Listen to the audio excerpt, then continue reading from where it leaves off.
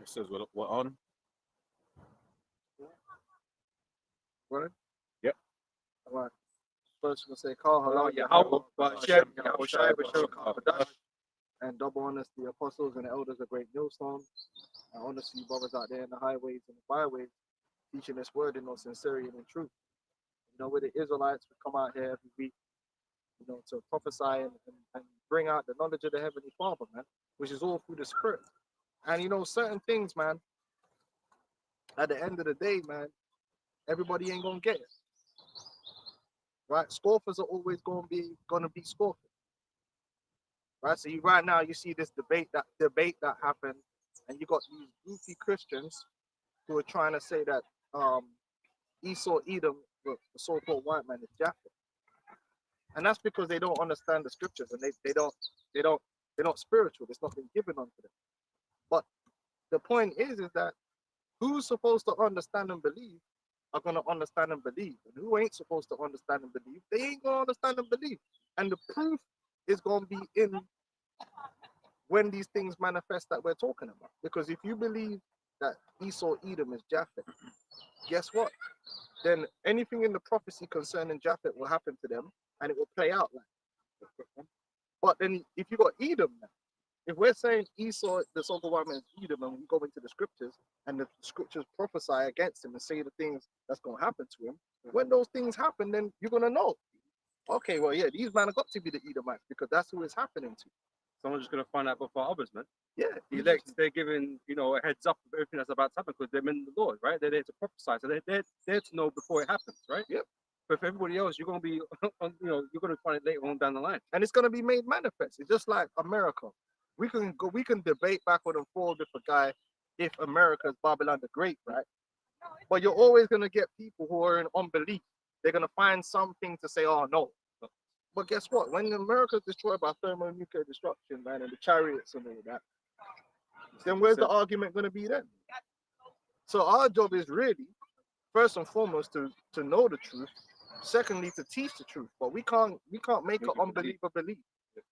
All right. So if you want to believe that the so-called white man is Japheth, that's on you. We've told you the right thing.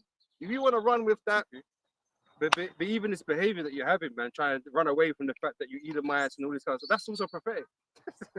So you don't really understand the gravity or the scope of the prophecy that you're in. That's why you can't see, because you're in the midst of it, man. You don't see it. And they're not used to dealing with who's who anyway. That's why they're all messed up. So let's get these scriptures out. That's what we're here to do. And that's it. You don't get it, that's on you, man. I got it. We got it. So if you don't get it, then we can't help you anyway. Yep. Romans 3:3, for what if some did not believe? Shall their unbelief make the faith of the Most High without effect? That's right. So if you don't believe that we're the Israelites, that's your problem. If you don't believe that the so-called women Edom, that's your problem. If you don't believe that only Israelites can be saved, that's your problem. Now we could debate backward and forward, but the only purpose of the debate really, ultimately, is just to get everything out in the open. So these things do kind of happen in a way, because which we're gonna get in Isaiah. Once the Lord does what he does, you ain't gonna be able to backtrack. You know what I'm saying? You ain't gonna be able to backtrack on dispute it and say, oh no, but I said no, because everyone heard what you had to say. It's just like when we used to debate with the Black unconsciousness community. Now everybody knows what they believe and they know what we believe. So when the Lord does what he does, man like Polite and these man ain't gonna be able to say, oh well, but Hotep said no.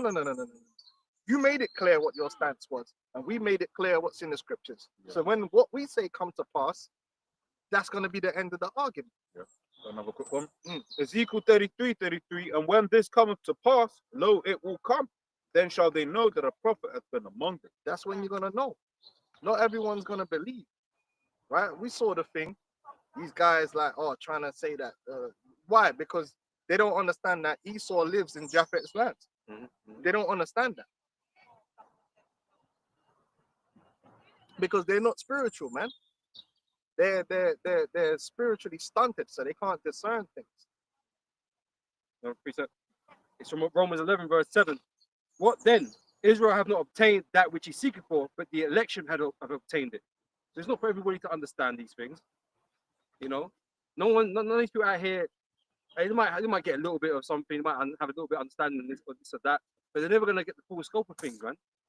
So if you don't believe, it's just because you wasn't made to believe, you know. And there's nothing anyone can say or do about that, because that's the Most High has chosen that lot for you, right? As we're gonna go read on, right? Verse 8. It's according as it is written. Again, this is all part of prophecy. It's written that you man are not gonna believe or see or understand these things. Yep. The Most High is keeping you away or keeping you back from it, blocking your minds to it, man. It's just like how many times we've broken down exhaustively that salvation is only for the Israelites, and it's clear in the scriptures, but it's only clear to those who have eyes to see. Because Vocab alone will repeat the same BS that we've debunked already, and you will believe that because you want to believe that. You've been set up to go that way. Yeah. Right? When the scriptures make it clear who the new covenant is for, it's That's clear, not a mystery. You know? right? But you'll find a way to Make it, yeah, not mean that. okay. You're gonna have given them the spirit of slumber, eyes that they should not see. But you're not actually asleep. You're awake, right? But you're not. You know, spirit of slumber, eyes that they should not see, and ears that they should not hear unto this day. Right. So you gonna always want people that they're not gonna even though we're breaking it down and bringing out all the scriptures, certain things are also spiritually discerned. They're not gonna get it, man. They're not gonna understand it. They're gonna buck up against it and they're gonna score. But we don't lose sleep over that. It is what it is. And we're just happy that we know. So we're actually at peace with what we know. Like you might disagree, but that don't matter to us. Right? Verse 9 says, and David said, let their table be made a snare. So you're going in the scriptures trying to understand these things and find breakdowns that counteract ours. And you're just putting, clutching at straws, man. So hard. Making up doctrines and making up understandings that don't appear in the scriptures, man. You don't. It's like when I did the video of the day, like going into Chat GPT, right? And I asked Chat GPT the artificial ID some simple questions. I said, were there Jews during the time of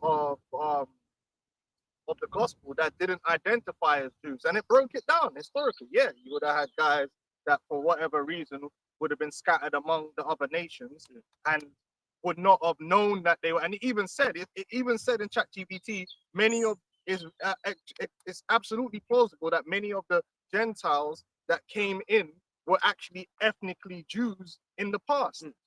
His diaspora. But that is so far and beyond the mindset of a Christian, because the whole Christianity is based upon ignorance. Yep. So when they hear the term Jew, they automatically think that Jew means every Israelite, not understanding that there were Israelites that were not a part of the Judean infrastructure or the Judean system.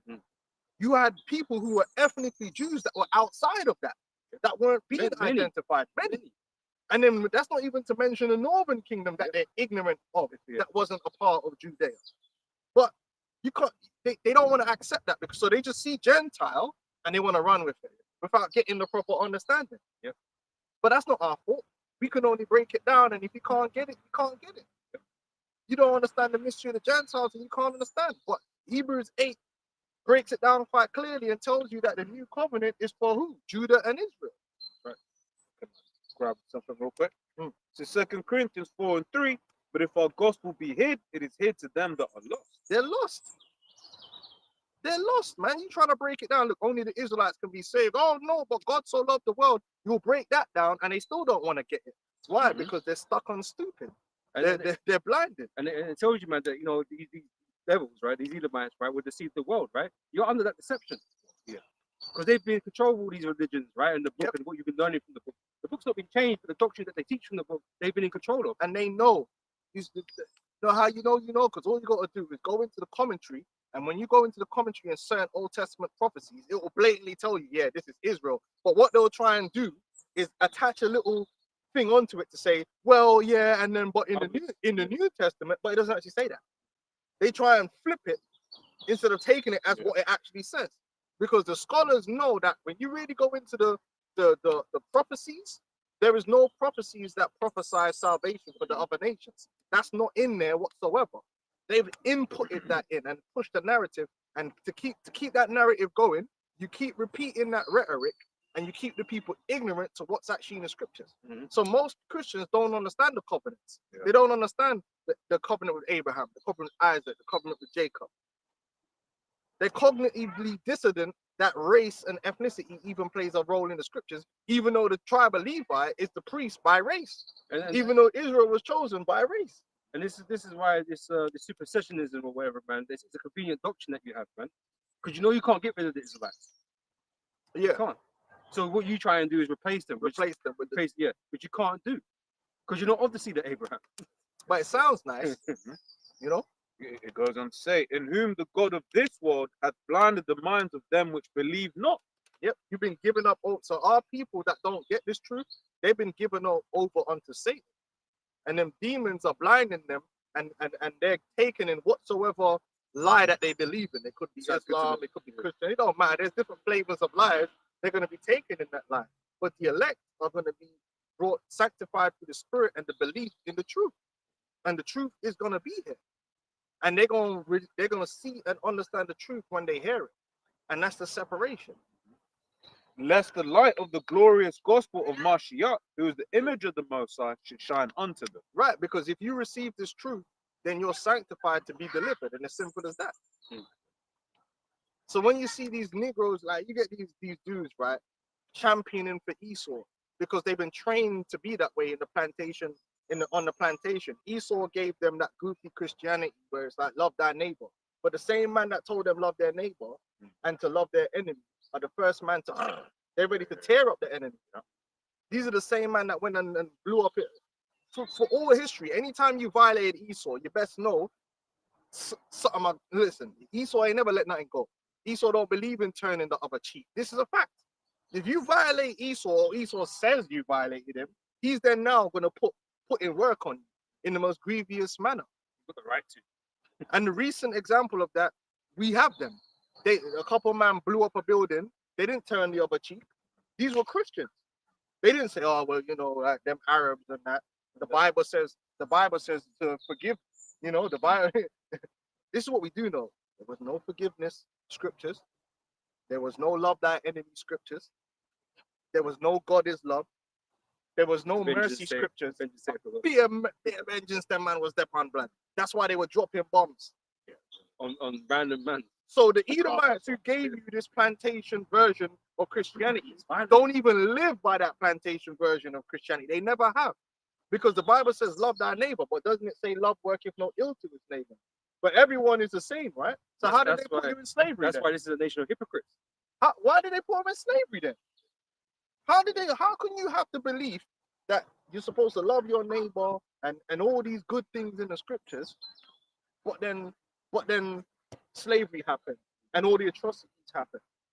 Well, that means that what they're telling you that you're meant to live by, they weren't living by. But you know, then it's just control. It's just control. But you, Jake, pick it up. And the funny thing is, you'll only apply it when it comes to Esau. When it comes to your own people, you're quick to get vengeance on your own people. So the whole thing you can see is separate. It's set up to really protect Esau. That's the only time love thy neighbor applies, when it comes to getting vengeance on Esau or hating Esau. Then all them things have to kick in. But then you go online, and the man that's the most racist online is all the Christians. But then you, Jake, are coming to us defending Esau, talking about how you're supposed to love your brother and this, that, and the third. What is wrong with you? Because your Christian brothers ain't defending you. They're calling you monkeys online. They're saying you're low IQ. They're saying that they should have got rid of you. They should have kicked you out of America. These are Christians. So make it make sense. You both follow the same religion, but these men hate you, but you're over here advocating for them. I want to come back here, Romans 11 verse 9. That David said that their table made a snare and a trap and a stumbling block and a recompense unto them. So, you know, you're going through these scriptures thinking that you gain understanding, but really you've been ensnared in it. Yeah. You know, with all these lies. You don't know how to balance the scriptures. You don't know how to understand the scriptures, man. When the scripture was talking about love your enemy, that wasn't talking about the other nations. That was talking about among us, and really extends onto the elect. Because then how would it make sense when Yahushua turns up? He's going to destroy his enemies, right? But what about the love then? That's why it's spiritually discerned. But they don't have no understanding in the scriptures, man. So Esau can pick something up and use it against them, and they just run with it because Esau. Yep. Just one more verse. This is, verse 10. Let their eyes be darkened that they may not see. And you can't see, right? And bow down their back up always. Yeah, that's why under that vibration, you, Jake, will always be subordinate to your spiritual father, Esau. Because if you subscribe to Christianity, your spiritual father is the devil. Because the whole understanding of Christianity is based upon them. They're the ones that write all the books. They're the ones that break down anything. And that's why Vocab Malone don't like us. Because we're like, we're gonna be the authority over what the scripture's saying and not saying. But in the Christian church, if you're a Baptist, we could Google it right now. If you're a Protestant, your church fathers, the men that started your whole thing that you go by for your breakdowns, are all Edomites. None of them are black. So-called black. None of them will be. They'll all be, whether it's Calvin or, you know what I'm saying? That's where it's going to. Sage Russell. And then when you go to get your degree in theology, who's authorizing that? Right, the devil. Most of the books that you're gonna have in your yard, if that are Christian based, if it's not written by the so-called white man, the guy that wrote it learned from him. Say you niggas in Egyptology, man. But you see this understanding we have of the scriptures is through the spirit.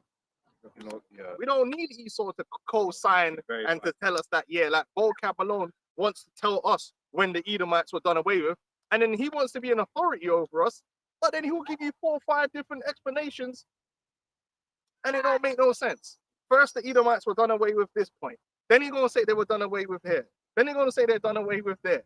Which one is it, Vocab? Then he will say, oh, well, Deuteronomy 28:68 happened then. And then it didn't just happen then, it happened then. Well, Vocab, common sense can tell you, if you're saying that Deuteronomy 28 and 68 happened twice before in history, then it can happen a third time. So why is it this time when we're saying it happened don't apply? Because you say so? So you can apply it, attribute it to 2 times in history, but we can't apply it. What does that tell you? He's saying, well, I'm just an authority then. And then even he said he don't want to go into the eschatology. He never wanted to go into prophecy because he knows even in the realm of Christianity, there's dispensationalism, there's man, and I've gone into all of it, and it's all just confusion and mad. They all don't agree. They all don't agree. But one thing he's gonna say is we're definitely wrong. Why? Because we're not going to him. We're saying this thing he least likes. Yeah, because our thing's not based upon Or Esau you, being the head. That's right. If you're a Christian, a so-called black Christian, your head is always, not only is Jesus white man, but everyone's white. Edomite, I should say. We're like, nah, we don't want no Edomites in our structure. So even if we read something that Edomite says, I need to now qualify and authorize whether what that Edomite said was right or wrong. Yeah, because these are a nation of deceivers, man. Yeah.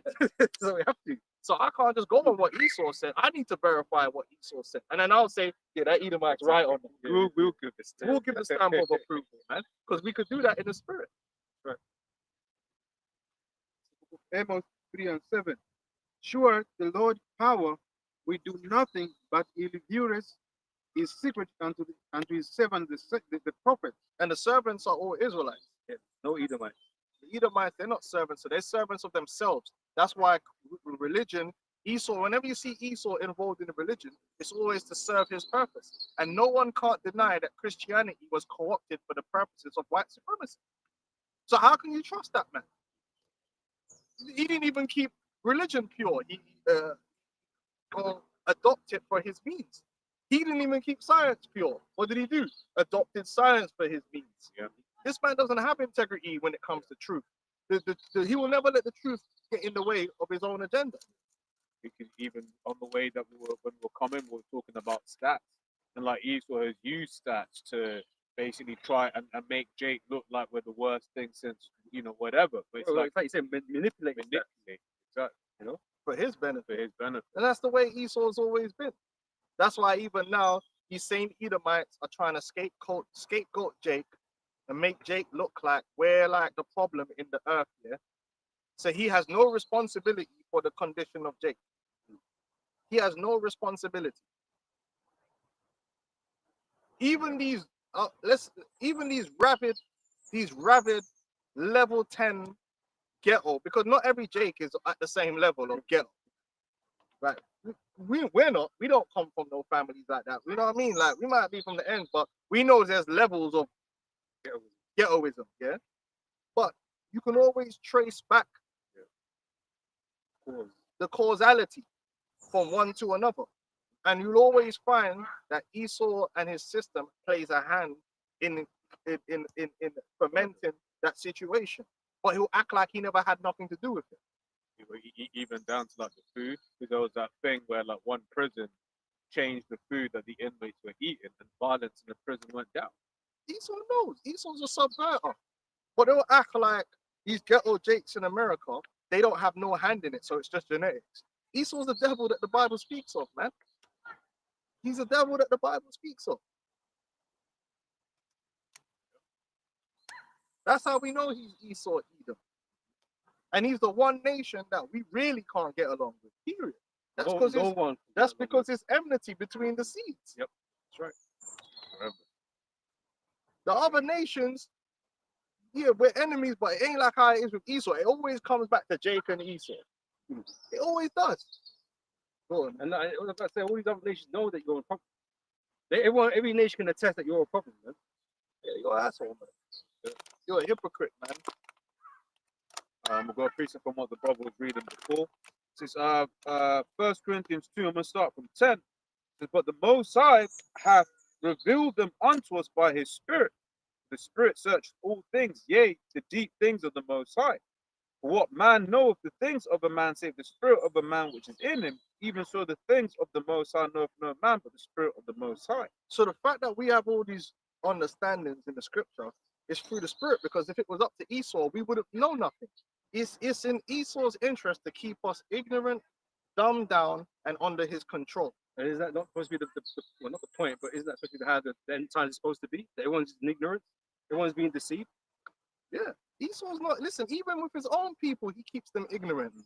His own people, even if you want to take it to a secular level, Esau makes sure that the majority of people of his own people don't understand how things work, because it makes it easier for him to use experts and these talking heads on the TV to manipulate people. That's why you got people walking around thinking that a tariff is paid by another country. You wouldn't be able to even pull that at all in a truly educated society, which is why they have to have people dumbed down and uneducated, because you could say something to, when someone's educated, right? It's difficult to make them believe something, even if it's plausible, because some things are only plausible when you're ignorant. Yeah. You know what I'm saying? Yeah. Like, for instance, you know, you're the IT don. Yeah. Someone could probably explain something to me in a way where I'm like, oh yeah, that makes sense. But fundamentally, it doesn't. But because I don't have the fundamentals, yeah, and I'm a layman, it makes sense what he's saying. I'm like, yeah, that'll work. Then I'll give man 50 grand, and then the whole thing's mash up here. And then you'll be like, well, hold on. From the very first, you can't use that for that. That ain't gonna work, like, fundamentally. But I don't know that. He just makes it sound like it will. I don't know the details. The con man. It's very easy for something to sound plausible when you don't know the ins and outs of it. Yeah. And that's what Esau does all the time. So it's in his interest to keep people as dumbed down and as compartmentalized as possible. And that's why, you know, I speak about education earlier, right? That's the public school system for you, man. You don't really get taught how to really think. Even the church. You know, most people are in churches don't know the scriptures, because when they're in church, it's mostly rhetoric. And I was in the church. I'll tell you the truth. I was in church the other day. I had to go to church for some bullshit, and it was enlightening because I ain't been there in so long. And I was like, these people are insane. It's in gross darkness, and they just repeating rhetoric. It's all rhetoric. There's no substance. You're not going to learn nothing from the scriptures. It's all rhetoric. So no wonder when they come up to us, man, they ain't got a clue about the scriptures and like that, man. Because they've been in the church for 30 years and all they know is all the songs and a bunch of rhetoric that's repeated over and over again. If you've been in the church for 30 years, you're supposed to be a scholar in them scriptures by now. That man ain't got no clue. A brother that's been in this truth for like 2 years, will just decimate 99.9% of Christians just off knowledge of the scriptures alone and basic know-how. Them man will be making basic mistakes, like mistaking people like from different eras. You know what I'm saying? I've had it. I remember when I first come into the truth, one of the pastor's husband actually tried to confront me on the scriptures, and I was breaking down Jacob and Esau, and then he started going, yeah, but that was Lot's brother, and I'm like, what? I got to break down to you that, yeah, and he's meant to be a minister, a big man in the scriptures, and he was making like, because he's never had to be, he never had to know that like that. They don't have to know it like that. If I can add the point, like even that we was talking about, even in the secular world, even when people that have come up to the camp over the years that will be like, oh, I'm a professor in this, we then start breaking it down, but because like their students look up to them and they don't question them, they're always just never having to really defend their point. But they come up to the to us and they're like, oh shit. But there's also the thing with this, being a professor doesn't mean shit, because you obviously like a curriculum. You have to learn specific things, and then you get the pass mark, right? They only know specific things, and even they don't even know that correctly. Half of them ain't even read the whole Bible. They ain't even read the whole thing. Some of them man don't even know books exist. Remember one time, I think it was IUIC, they were dealing with a pastor, and they said, man said, oh, there ain't no book of Obadiah. Man didn't even know that the book of Obadiah existed. Why? Because you don't need to know all that. There's only one page long. There's only one form of rhetoric that they repeat in those churches over and over and over again. It's just rhetoric. This is why they get shocked when they hear us bring out things. They get shocked. Oh, that's in there? Yeah. Oh shit! I don't know what's in there. I'm not saying we remember every scripture, but we'll know if it's in there if we hear it. We're like, oh, I don't know about that, brother. What book is that? Goes on to say back in 1 Corinthians 2:12 now, it says, now we have received not the spirit of the world, the spirit which is of the Most High, that we might know the things that are freely given to us of the Most High. You think we get out of the world? You Christians think but you're in it. You're part of this whole grand deception that's being played, man. You're actually stuck in it. You know, we're the ones breaking away from the status quo. We're not in what you're into. And that's why when we come up with things, it's so strange. The same as how Shai came on the scene, it's so strange to everybody. It's like, how do you not understand? Yeah. Basics just basics of genealogy, them man don't understand. Them man don't even understand the basics of genealogy, that your nationality goes back to your father. Do you know how fundamental and basic that is in the scriptures? And if you ask the average Christian, they're not going to understand what is a nation in the Bible? Yeah, they can't break that. What makes you of a particular nationality in the Bible? They couldn't break it down to you. They're just the basics. So then how are you meant to break down anything? Then you can't say you're not under a spell then, because you're kept in ignorance. The most you do is you might go to Sunday school and you might learn a little about Abraham when you was a kid. I remember, you go to Sunday school and you might learn them basic things, yeah? But you don't really retain it or truly understand or go into. The only time I understand the covenants now much better than ever, because they're not going to explain all that to you. Yeah.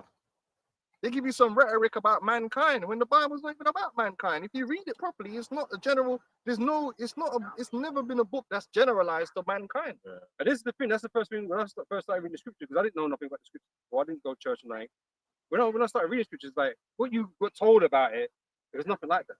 No. And when you start reading, you can it's very centric. Yeah, it's very centric. Like it's not about anybody else. It's about the Israelites. The Lord's like to hell with these other men. The question should really be when you pick up scriptures, am I an Israelite? That's what you should be really asking yourself, man, because that's what it should be pertaining to. Yeah. You know? I even remember one time being in a church and the person leading the prayer was like, "We need to pray for peace in the Middle East." And it's like, actually, we actually don't want it. Exactly. Pray for America. It says, these men don't want heaven that badly, bro. You know what I'm saying? Like when Paul wrote the book to the Romans, he didn't pray for Rome. And lastly, I just like to say we need to pray for Rome. Man, it was what we doing here. It says that we might know the things that are freely given to us of the Most High, which things also we speak, not in the words which man's wisdom teacheth, but which the Holy Ghost teacheth, the Spirit teacheth, comparing spiritual things with spirits. So all these things these people learn in this school, including religion, right? Because they go to school, we go to seminaries and shit, you get taught by people that don't understand shit. That's wisdom of this world. Because they're not spiritual men that are teaching you these things. Even when you read these commentaries, right? They're not when you listen to what they're saying, they don't act like men with faith or men that believe in the scripture. They're very critical, and they just and it's inconsistent. Yeah. Like the one thing you have to realize about the Bible, it's like a good movie. You know the thing about a good movie? If someone writ a really good movie, the more layers you peel back, the better the film becomes. A bad movie is on its face broken. On its face, the characters are just don't make no sense. The plot like don't make no sense. Then you might get a half decent film, but then when you start digging a little bit deeper, the deeper you dig, it's like, yeah, that's falling apart now. Someone writes a really good movie, it's like you could connect this bit to what happened there and the little Easter eggs there and that. You're like, raw, like they really well, guess what? This whole world is the Most High's movie that he writ. And the beautiful thing about the scripts that we have is it's consistent. It's consistent from the beginning to the end. There's no contradictions or plot holes in the Bible. It's a very consistent narrative. It is it's a constant. No prophet is going to come with a word which is going to contradict what the last prophet said. Yeah. You can't find it. Oh, you're chosen, but no, you're chosen. But which one's chosen? It's not going to be like that. In fact, if you actually understand the scriptures, you could really sum up the entire synopsis of the whole Bible in the book of Deuteronomy, the 30th chapter. It literally tells you the whole process of everything that was going to happen. The Israelites falling away, and then the Israelites coming back, and then the kingdom of heaven. It's all in Deuteronomy 30. It's the details in between that the prophets bring out. And they each bring out a piece, and then some of them are talking about the same event, like Isaiah, Jeremiah. They talk about the destruction of Babylon the Great. Same thing John the Revelator comes back in. So even the scholars, when you go into the references, they link up and reference, oh, well, yeah, that in Revelations there goes back to Isaiah. It's the same event, you know, the garment in blood and all that. Because it's a consistent thing. It's not schizophrenic. But there's this mystery to be understood that is really already given by the gift of the Heavenly Father. Right? Because you know, it's about Babylon back then when it existed, but then it's talking about future Babylon, but that can't exist, but it's not the same, thing. So it has to make sense. That's right. It's the Bible always going to make sense. The problem with Christianity is key to unlocking that understanding. It's a walking contradiction. You got a chosen people, but then everybody's chosen. The kingdom of heaven is for Israel, but then the kingdom of heaven is for everyone. This is contradictory. Oh, the Lord loves everyone, but then he hates Esau. That's contradiction, man. The nation is split. You can't have that. That's contradiction. It just doesn't work. That's why they have to say, oh, well, it changed. That's why you don't go deep in these things, right? You stay on the surface level. Yeah. Surface level and rhetoric, and then pick scriptures where we don't have to do that. We could go into the scriptures and we could break down a page. And we just go from, and you could go from this, and then another brother would do a lesson on the same topic and use different scriptures and come to the same conclusion. Why? Because it's all one consistent narrative. Isaiah is not going to contradict Jeremiah. Jeremiah is not going to contradict Paul. Paul is not going to contradict Moses. Because this is the word of the Lord. Because it's the word of the Lord, man. But because I said constant means basically something that doesn't change. This is Malachi 3:6. For I am the Lord, I change not. Therefore, ye sons of Jacob are not consumed. The Lord has always determined that it's the Israelites that he was going to be his people, and they were never going to be completely destroyed. He's made that promise for a long time. And he said it way back, man. When he gave us the told us about the curses and the promises, man. Like you read all through that, man. The Lord never, like there was punishments if you broke the law. But the Lord never said he would ever give up on his people. Yeah, there was always mercy. He's given us into the hand of his enemy like he said he would, and wouldn't like give aid to us in that class for that period of time. But the Lord always had intentions to bring us back. Yeah. That's why he sent us a savior. Often in the same chapter. That's why you read in the book of Hosea, it's like, oh, I shall have no mercy. Even told Moses, when you receive the blessing and the curses, you're gonna do these things, and I'm gonna fuck you up because of these things. But I'm gonna bring you back. I'm gonna leave a remnant. These are remnant, so Israel could be saved. And how many scriptures say that? So to the point there in Romans 9, Paul quoted like 3 different prophecies to say that. Come on, man, the consistency. Yeah, go another one on that point. James 1 and 17. Every good gift and every perfect gift is from above and cometh down from the Father of lights, with whom is no variableness, neither shadow of turning. So the Lord has a chosen people according to the seed. And that's how it is. He made a promise. Remember, Vocab said, well, the Lord promised Abraham, but Abraham thought it was his physical seed. What are you talking about? But this is the thing. This is what gets, because no, he's a damn fucking liar anyway, right? Why would Abraham assume, or why would he not know? Because if that was the case, the Lord would have told him, because he's his friend. Yeah. He might have called him his friend. He would have explained to him. We did. He didn't explain to him. Yeah, you see, and it was literally because Isaac was his physical seed, then Yeah. Jacob, and then the Lord specifically saved the Israelites. Why? Because they were the physical seed. That's right. But then Vocab's telling you, oh no, it wasn't. That's not what the scriptures say. Because where would all this need for selection be going on for then? Because Abraham didn't have just one son. He didn't just have Isaac. He had Ishmael and so on, right? No, it's not him though. It's not Ishmael. Don't worry about him. We don't have another son. It's gonna be this son, and his seed gonna inherit. It's a particular seed line that Lord has chosen from the foundation of the earth. And at the end of the day, it's very specific. If everybody's rich, nobody's rich. You understand? This is just, if everybody's chosen, then nobody's chosen. You understand how that works? That's a manipulation. If I have a room of 30 people, I say, congratulations, like you're all special and all chosen. You've not said anything. Yeah. You might as well not have said that, because if you've chosen everyone, then you're back to square one. Everybody can't be special. That defeats the whole idea of something being special. That's something that counteracts that, counterbalances that. If the whole world was holy, then nothing is holy, because to be holy means to be set apart from something else. But this is why we have Jacob, the sons of Jacob, Israel, and the sons of Esau. One who I have loved, and the other I have hated. Right? That's the counterbalance, man. To show you the difference. Yep. But a difference has to be made. That's why when the Lord said in Deuteronomy 7:6, I made you above all nations, man. That's to be different. But why would a God that believes everyone's equal even put that in a stipulation in his covenant? It makes no sense. So the whole rhetoric of Christianity on its face falls apart when you actually read the scriptures. And that's why the Satanists destroy them all the time. Because it's like, you're telling me that God loves everyone when I'm reading the Bible where he's killing children. So how make it make sense? Yeah, because he don't love everybody all the time. Which is the easy answer. It's like you take the power. They can't try to come up and say that he doesn't, isn't it? And it's like, oh, you look normally give us some waffle around. Because they want their God to be this all merciful, loving. But God they're not like that. Exactly. Morons, man. Because they want to be like, they want to seem like Ned Flanders, we're just humble people, we love everybody. You're not, you're demons. You know what I mean?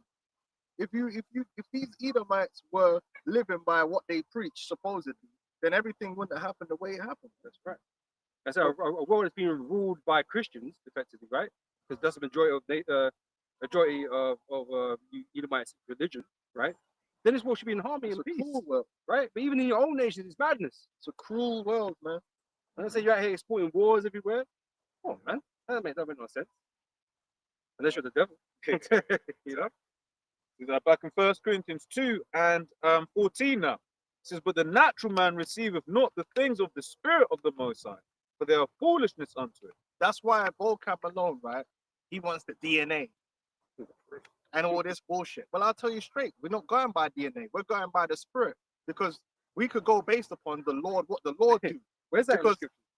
Because it's an exact DNA in the scriptures. Yeah, because guess what? They want that proof. They want that physical proof in the way, because they don't believe in the Lord's power. So for instance, if the Lord said, this is what I know. When the Lord comes, right, and people are get beamed up into the chariots, if you're not of the elect, you're not getting in there. Now, do I need to be checking DNA? No, because the Lord already knows. He's a true power. Yeah. When it says the angel will separate the sheep from the goats. Yeah. We know that you only really gonna get this truth and actually get it, not pretend to get it, really get this truth if the Lord has chosen you to get it. Then I don't need to do no more scrutiny than that. But a carnal man would need to do scrutiny. So, oh yeah, bro, I need to check your lineage. I don't need to check your lineage. If I give you the truth and you believe and you're delivered, then you're an Israelite. Because that's what the scriptures say. And it's by the Lord's doing.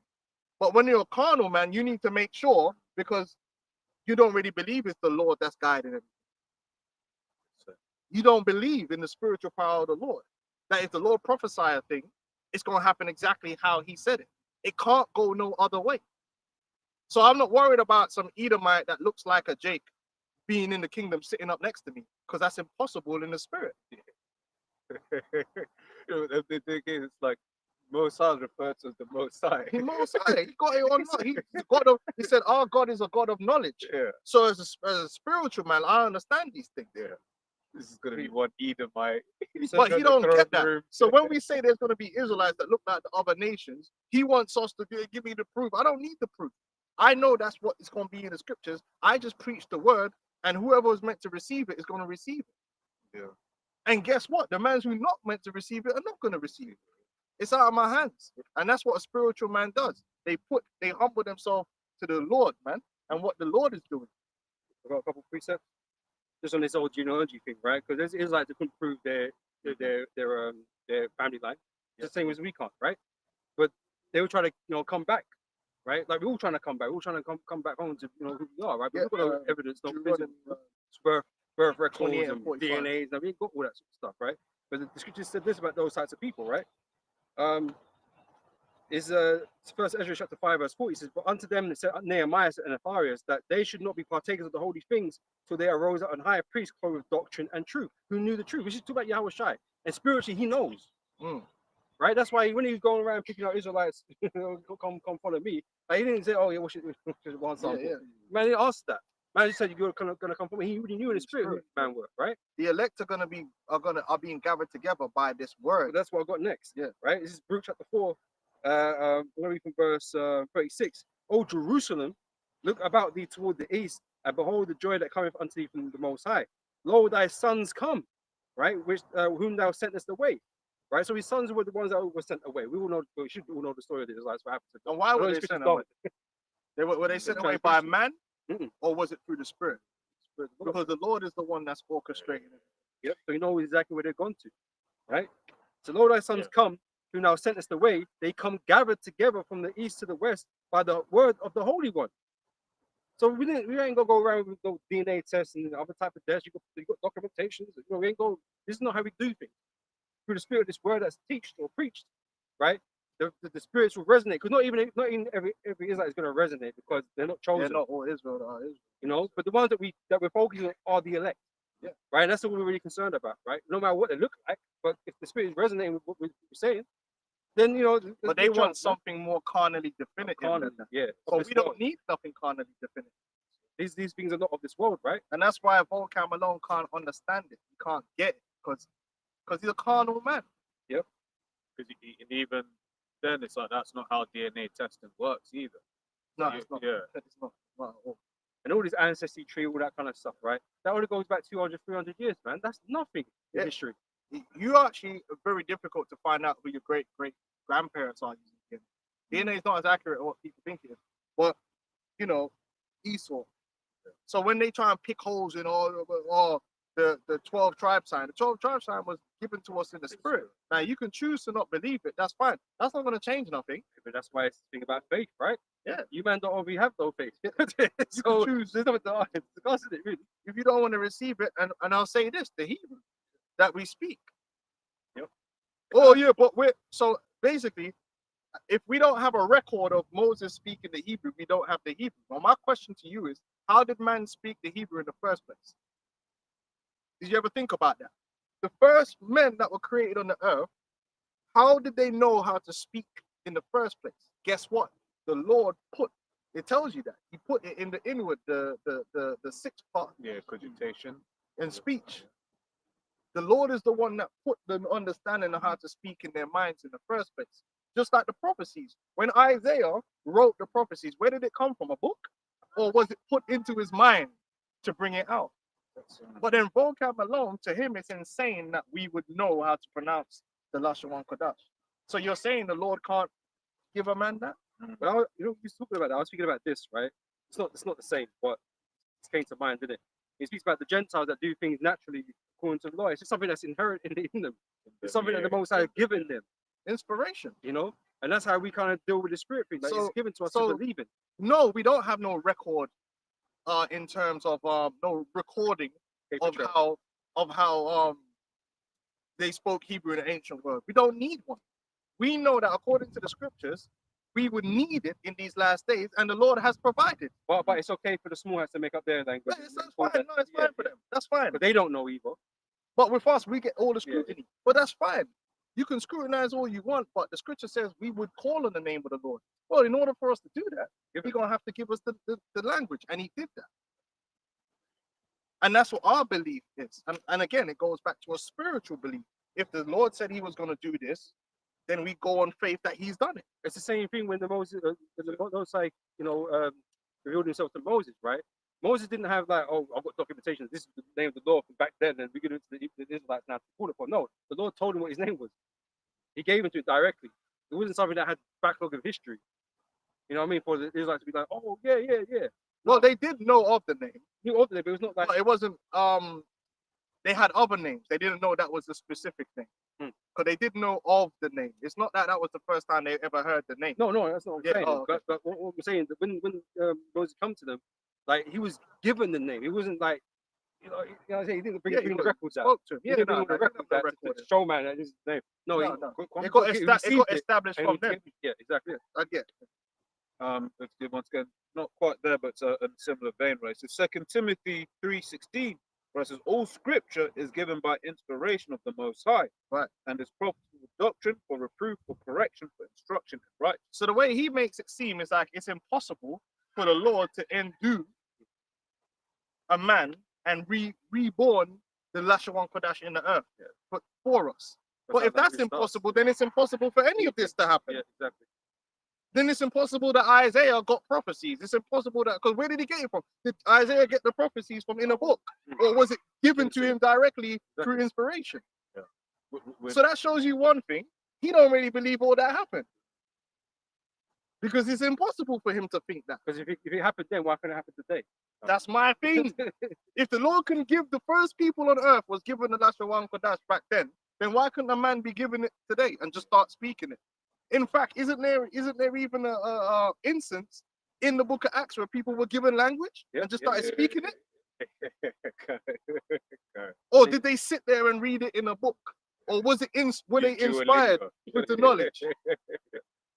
Even with the prophet Samuel, what was it in the beginning? I forgot who his master was. Was it Eli? Maybe, I forget who. But he was going on. He was like, "Are you calling me?" It was like, "No, I'm not calling you." And then by the third time, which you call it, his master was like, "You know what, Samuel? Most High, that's the voice of the Most High that's calling." So the Most High was, basically speaking to Samuel, right? Verbally. Yep. Now that could happen today. Now, if a man said that he heard the voice, I wouldn't say he's crazy, but I'd have to be like, well, what did he say? Now, if he starts telling me something which is contradictory to the scriptures, then you gotta let that guy go. That was Satan. Exactly. If he starts saying some madness that's not what's in the scriptures, that's when you gotta let it go. Yeah?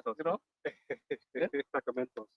Yeah, some craziness, and that's how it works. Well, there's a thing, seeing the things you've been burnt, man. Some left. That's it. Yeah. That's it. Now, this is the book of Ephesians 2:8. For by grace are ye saved through faith, and that not of yourselves, it is a gift of Messiah. Right? It's a gift, man, and it's spiritually given. Like, you can't make yourself receive this word, man. It's something that the Lord has to open you up in order for you to receive it, man. And that's a very spiritual thing in itself. And these guys that vocab can't understand that, can't get that. Because Christianity isn't spiritually received, man. It's just rhetoric that's repeated over and over, and anyone can get that. But this thing right here, this is the real. And you can't, even if you want to get it, if it's not for you, you ain't gonna get it. It's gonna be stumbling blocks, and it could be something simple. I remember, like, one guy was stumbling over whether you could drink wine or not. And we're like, what's wrong with this guy, man? It's not that deep. Like, yeah, you could drink wine. It's in it. It's stumbling. I don't know, man. You gotta drink. That's Stumbling. Where, by stumbling over? Look at this from 2 Thessalonians chapter 2, verse 11. And for this cause, God shall send them strong delusion that they should believe a lie. And that's the spirit that's over this earth right now, because the devil's ruling, man. The spirit of deception is over everybody, right? So they don't know the truth, right? And the people that are going to receive the truth are a very small number on the earth. So yeah, we're going to think unbelievable, because we don't have a billion man behind us, right? We don't need a billion people, right? It says that they all might be damned who believe not the truth. So you can have faith. You have faith in something, but if it ain't the truth, it's vanity, But have pleasure in unrighteousness. For we are bound to give thanks always to the Most High for you, brethren beloved of the Lord, because God hath from the beginning chosen Brethren you. beloved. So it's not everyone ain't beloved. That's it. The ones who the Lord loves, the elect. The ones who the Lord won't give this truth. that God has chosen from the beginning, chosen you to salvation through the sanctification of the Spirit and belief in the truth, which is the faith in the truth. Now you guys believe in something, it just ain't right. Mhm. You know, we have the truth, and that truth, that faith in that truth sounds Sanctified. crazy to you. You know, but like what I said, we're sanctified in that truth, man. That's what makes us separate. Yeah, the idea of that it's funny because the idea that these other nations have to go into slavery, how can it be crazy when it's already happened in the Yeah, scriptures? Is you can read about man's, but David put man under subjection. So how is it crazy thing? Most I told him to go do that. Now, how many times did the Lord grant Israel vengeance over their enemies? And we say the Lord's going to give us vengeance, and they're making it look like it's something that's way out of there and it's just totally out of the book. Most I not like that. You don't know the The most. Lord sent hitters in on man. The Lord sent Barak here, and Barak got man down. They chinged him up proper, but he chinged him up. Put it. He sunk it. Was it Ehud or was it Barak? No, It wasn't Barak. It was Ehud, didn't it? It was Ehud. The King of Moab, innit? Yeah, the king of Moab. Yeah. Chinged him up. Eglon. Eglon, yeah. He was on that That knife next in. man, that woman are putting nails through man's head and all kind of things. Bro. Yeah. Left-handed Benjamin. Yeah. You got the Israelites conquering nations and wiping their foot on a man's face and all kind of thing, and the Lord sanctioned Samuel that. lining man up. Yo, the That's it, man. Lord was so on a different level. The Lord let generations go past for the get back, and that's a prime example. They'll be the first one to say, "Oh, Jesus Christ," I don't even like, but that's how they say it. Same yesterday as he was today. That means that he was down the Amalekites, and he got vexed because man didn't kill everything. Yeah. He got vexed. I was like, hold on now, I can hear bleating of sheep. What's going on? Man said everything must dead. That's how much of a fervent anger the Lord had towards Amalek. He said, kill dog, cat, horse, And that's how I separated you off from the scriptures, man. Because you're not in it. You're not in the scriptures at all. bird. Man have a pet monkey, everything. And then got vexed because Saul didn't completely wipe them out. And not even just them bad things as well. And they weren't even the ones who did it. Mhm. So when you're talking about slavery, that was in the past. Well, hold on. If you look at the timeline from when Amalek violated Israel coming out of Israel, you gotta go way in the future before you get to. You remember, you gotta go through the whole Joshua and the conquering of the land. Yep. Then you gotta go through the time of the judges. Yep. To get to Saul. That's bare generations. There weren't nobody alive that was alive from when that happened. And then he said, yo, remember what Amalek did. Yeah. So hold on. So that means the Lord went in there and had man chopping up. And when they was going after Amalek, let's break it down what was happening. Man weren't rolling in there on some humane executions. We're talking about the war man them. We're talking that would declare a war crime. Them man didn't do nothing. They were just living in their villages, chilling, doing their usual wickedness, but they didn't do nothing to us at that time. And man said, yo, dog, whether it was spear, one man's rolling with a spear, because every man's got their weapon of choice. Man are sharpening up the spear, sharpening up sword and machete. And then man went in there and everything, old, young, chopped down, brutally slain. They would have been bare bawling, bare screaming, oh, please help. Oh. Chop, looking like Hotel Rwanda up in there, like looking like shooting dogs. Begging for mercy. A man just getting chopped. Chopped. Getting licked off. Serious business was happening. Pregnant women. Yeah.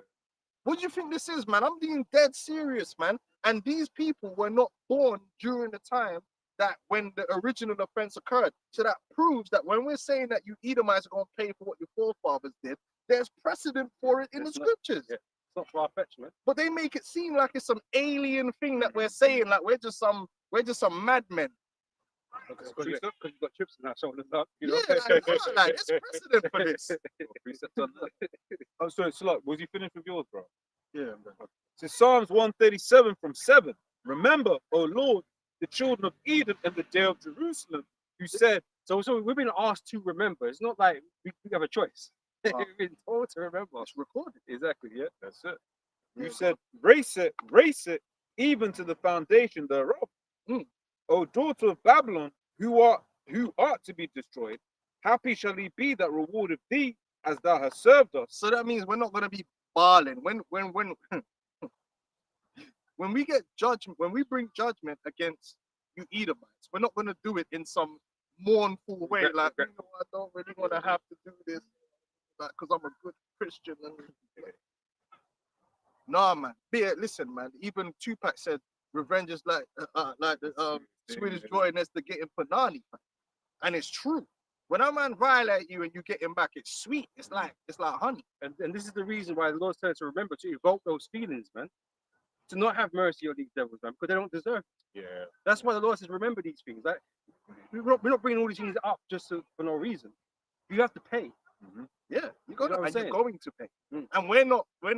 The Bible tells, can we get that be in readiness to revenge all this to get there? Them man acting like this is no, you're supposed to be like that in the spirit. All you Israelites are supposed to know that this is our enemy, right? But the scripture says you be peaceable. So we're gonna be peaceable, we're gonna be professional. Hell, we'll even help your ass out sometimes to put coals on your head. Or some Edomite, we'll hold the door. You know, we'll carry ourselves with civility and dignity. We're not going to be like animals, but in the back of our mind, we know when the green light comes, you're going to get what the duck get. You're going to get what you're supposed to get. Well, he on this side, he's waiting for the green light himself. You see it, you see it with certain of these Edomites that they'll laugh and joke with you, but you know it in their mind. They'll flip on you. Looking for the first strike in it. And so we play the same game. So we hate these Edomites, man. But that don't mean you're going to act like an animal, but you're supposed to be in your mind. You can't wait for the enemy to get what the duck get. They're meant to get it. But Christianity, you man, they make you feel bad for feeling like that. Like you're supposed to love him. You're supposed to forgive. No, you forgive your brother, man. Don't forgive Esau. Esau's going to pay. You got the one in the Apocrypha. Says, and with that bringeth joy. One is to see the fall of your enemy. There you go. There you go. So it's not a bad thing. This is the patience and the faith of the saints. That's why we bring out these scriptures, man. That's what the saints are like. Now that's what they would desire. You see what you just said right there, right? If you were to ask a Christian, like, what is the patience, faith of the saints? Yeah, they wouldn't say that. That's because that part of the scripture is not part of the rhetoric. It's omitted. And on purpose it's omitted, because then you'd be like, yeah, well, they led us into captivity, so we're supposed to patiently suffer to the day where they get their payback. Right. And so we're gonna hold on to that. Because is that not what the disciples asked Lord when he came out of the tomb? Like, I went out this time and saw the king to Israel. That means the Romans are gonna go down. Yeah. And they're gonna pay. You know what I'm saying? Because we've been occupied by the Romans. That's the only way you would have solved the issue. Take Romans down. Because everyone was looking for it. Even the Zealots, man, they were looking for the takedown, bro. They weren't following the spiritual.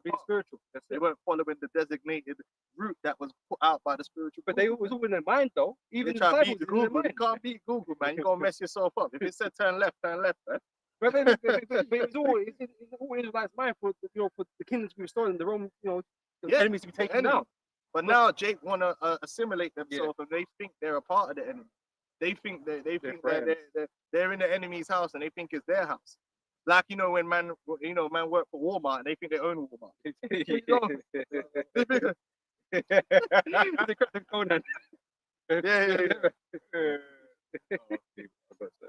Listen, working in a house, right?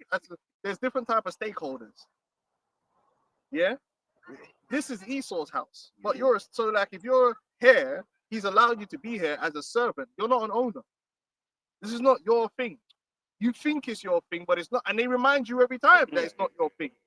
It's not your thing. They set this up here. You're just here, and they allow you to. Oh, well, I'm British. You get these coons. They want to be. Yes, I'm black and I'm British. We're part of the empire. Like, no, you're not, bro. You're under the empire. There's a difference. This is the queen and them. This is their thing. They have ownership. You are subject. Because you used the house, the analogy of the house made me think of the difference between leasehold and freehold. Where it's like your leasehold, like, yeah, you can buy the house, but at the end of the leasehold period, it goes back to who owns it. Goes back to the. Oh, I'm American. You get these coons and they get all patriotic. I'm an American, bro. America is the house of Esau that he brought you there to work for him. Yeah, you are not. That's a plantation, bro. That's a plantation. You're not an American in the way of he knows you're different to him. You have a different position in the house. You're not equal to him. The man that owns the company and you working for the company, Big you're difference. into. It's a big difference. Meaning you're expendable. You could go. He still owns that company. That's why Walmart will fire you. You can't fire who? The owner of it is the owner. You working at the checkout and you got just because you wear the badge and you say we, it's a different type of we to the guy who actually owns the company getting the And then dividends. if he wants to sell it, he can sell it. Yeah. Because he owns it. He owns it. You You ain't got can't no even say in that. So what they've done is they've fooled Jake for the civil rights unit and through citizenship into thinking that Jake, you are a part of them when we're not. We're separate. You spirit yourself, because I was going to give the example. You get certain countries, you can never be a citizen. I think it's like them Saudi countries. Like you can never be a citizen of Saudi Arabia. You either are or you're not. Yeah. You can reside there. Yeah. You can have permanent residency. What they think because they let you play sports and represent them. If I have a slave, listen, when the way in the ancient world, a man's house included his slaves. It was extended onto the slaves, but the slaves were not like how can I put this? They weren't what's the word I'm looking for? Naturalized. Like for instance, yeah, if I had a house, right? You're my uncle and you're my brother. We are the house. We're the backbone of the house. It is us by blood. We own it. But if you have a slave and I have a slave, technically, that slave is part of our house. He's under our banner and under our name because we own him. So when he goes out there and does some BS, it comes back to us. Yeah. But he's not actually got rights in the house, meaning inheritance and things of this nature, because he's just a asset that the house owns, like the cattle. It's all part of our economy or part of our house. And people don't realize that that's the situation that you're really in. So even though we bring him in and he'll say we, because he is part of the we, because he's part of our team, it's still my team. And at any moment in time, I can free him and to leave or whatever the case may be, and it ain't we no more. But because they don't know these ancient concepts of how servitude worked and how you could be incorporated into someone's house. You say, I'm of the house, I come from the house of Batiatus. Man's a slave. But he's gonna say he's from the house of Batiatus. He's gonna have the emblem on, he's gonna have the logo on his damn shirt, the brand. But is he Batiatus, like, of blood? No. So it's a big difference. But Esau's fooled you, Jake, into thinking that They put a nice term in it. you're an African You're a American. slave. You're still a slave. Oh, I'm an African American, and then the niggas is there all patriotic, yeah. When your fathers are slaves, not owners. It's not your thing. That's why the first thing they say on Twitter is get them out. Because they don't consider you ready. And the same thing here in Britain. They don't consider you ready to be British. You know what it is? Jake mainly stay around other Jake, so they think that what they're seeing is like Edomite acceptance. It's like, no, when you go to areas where there ain't a lot of, the Esau lets you know what time it is. They don't accept you. Listen, when France won France 98, yeah, them man found it hard to accept that them niggas was on the team. But they won. But even when they won, there was still a lot of French that were protesting because they're like, well, Africa won. Because they knew that Turim and all them, man, are not really French, are they? But they are French because they speak French and they call themselves French and they got the citizenship. But we all know what's not being said is that, but they're not. They're children of immigrants. Are they? They're not French. Yeah. You know what I'm saying, man? Just face it.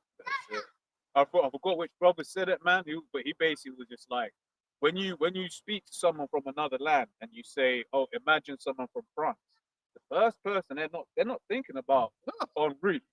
Huh, You know, they're thinking about Macron and them. Europeans, like European. white Europeans. So they messed up the whole idea of identity. And at the end of the day, even you being an American, because you get Jeremy 28 and 45, even you being an American and being an American citizen, there's a partition between you and the rest. Because you, Jake, will always be subservient and beneath in America because you're two different people with two different destinies, and the spirit is working on you differently. The spirit's working on Esau to rule and be uplifted, and the spirit's working against you, Jake, to be oppressed and be cursed. So you can never be equal because spiritually you're in you might as well be in two different worlds. Just get Deuteronomy 28 and 45.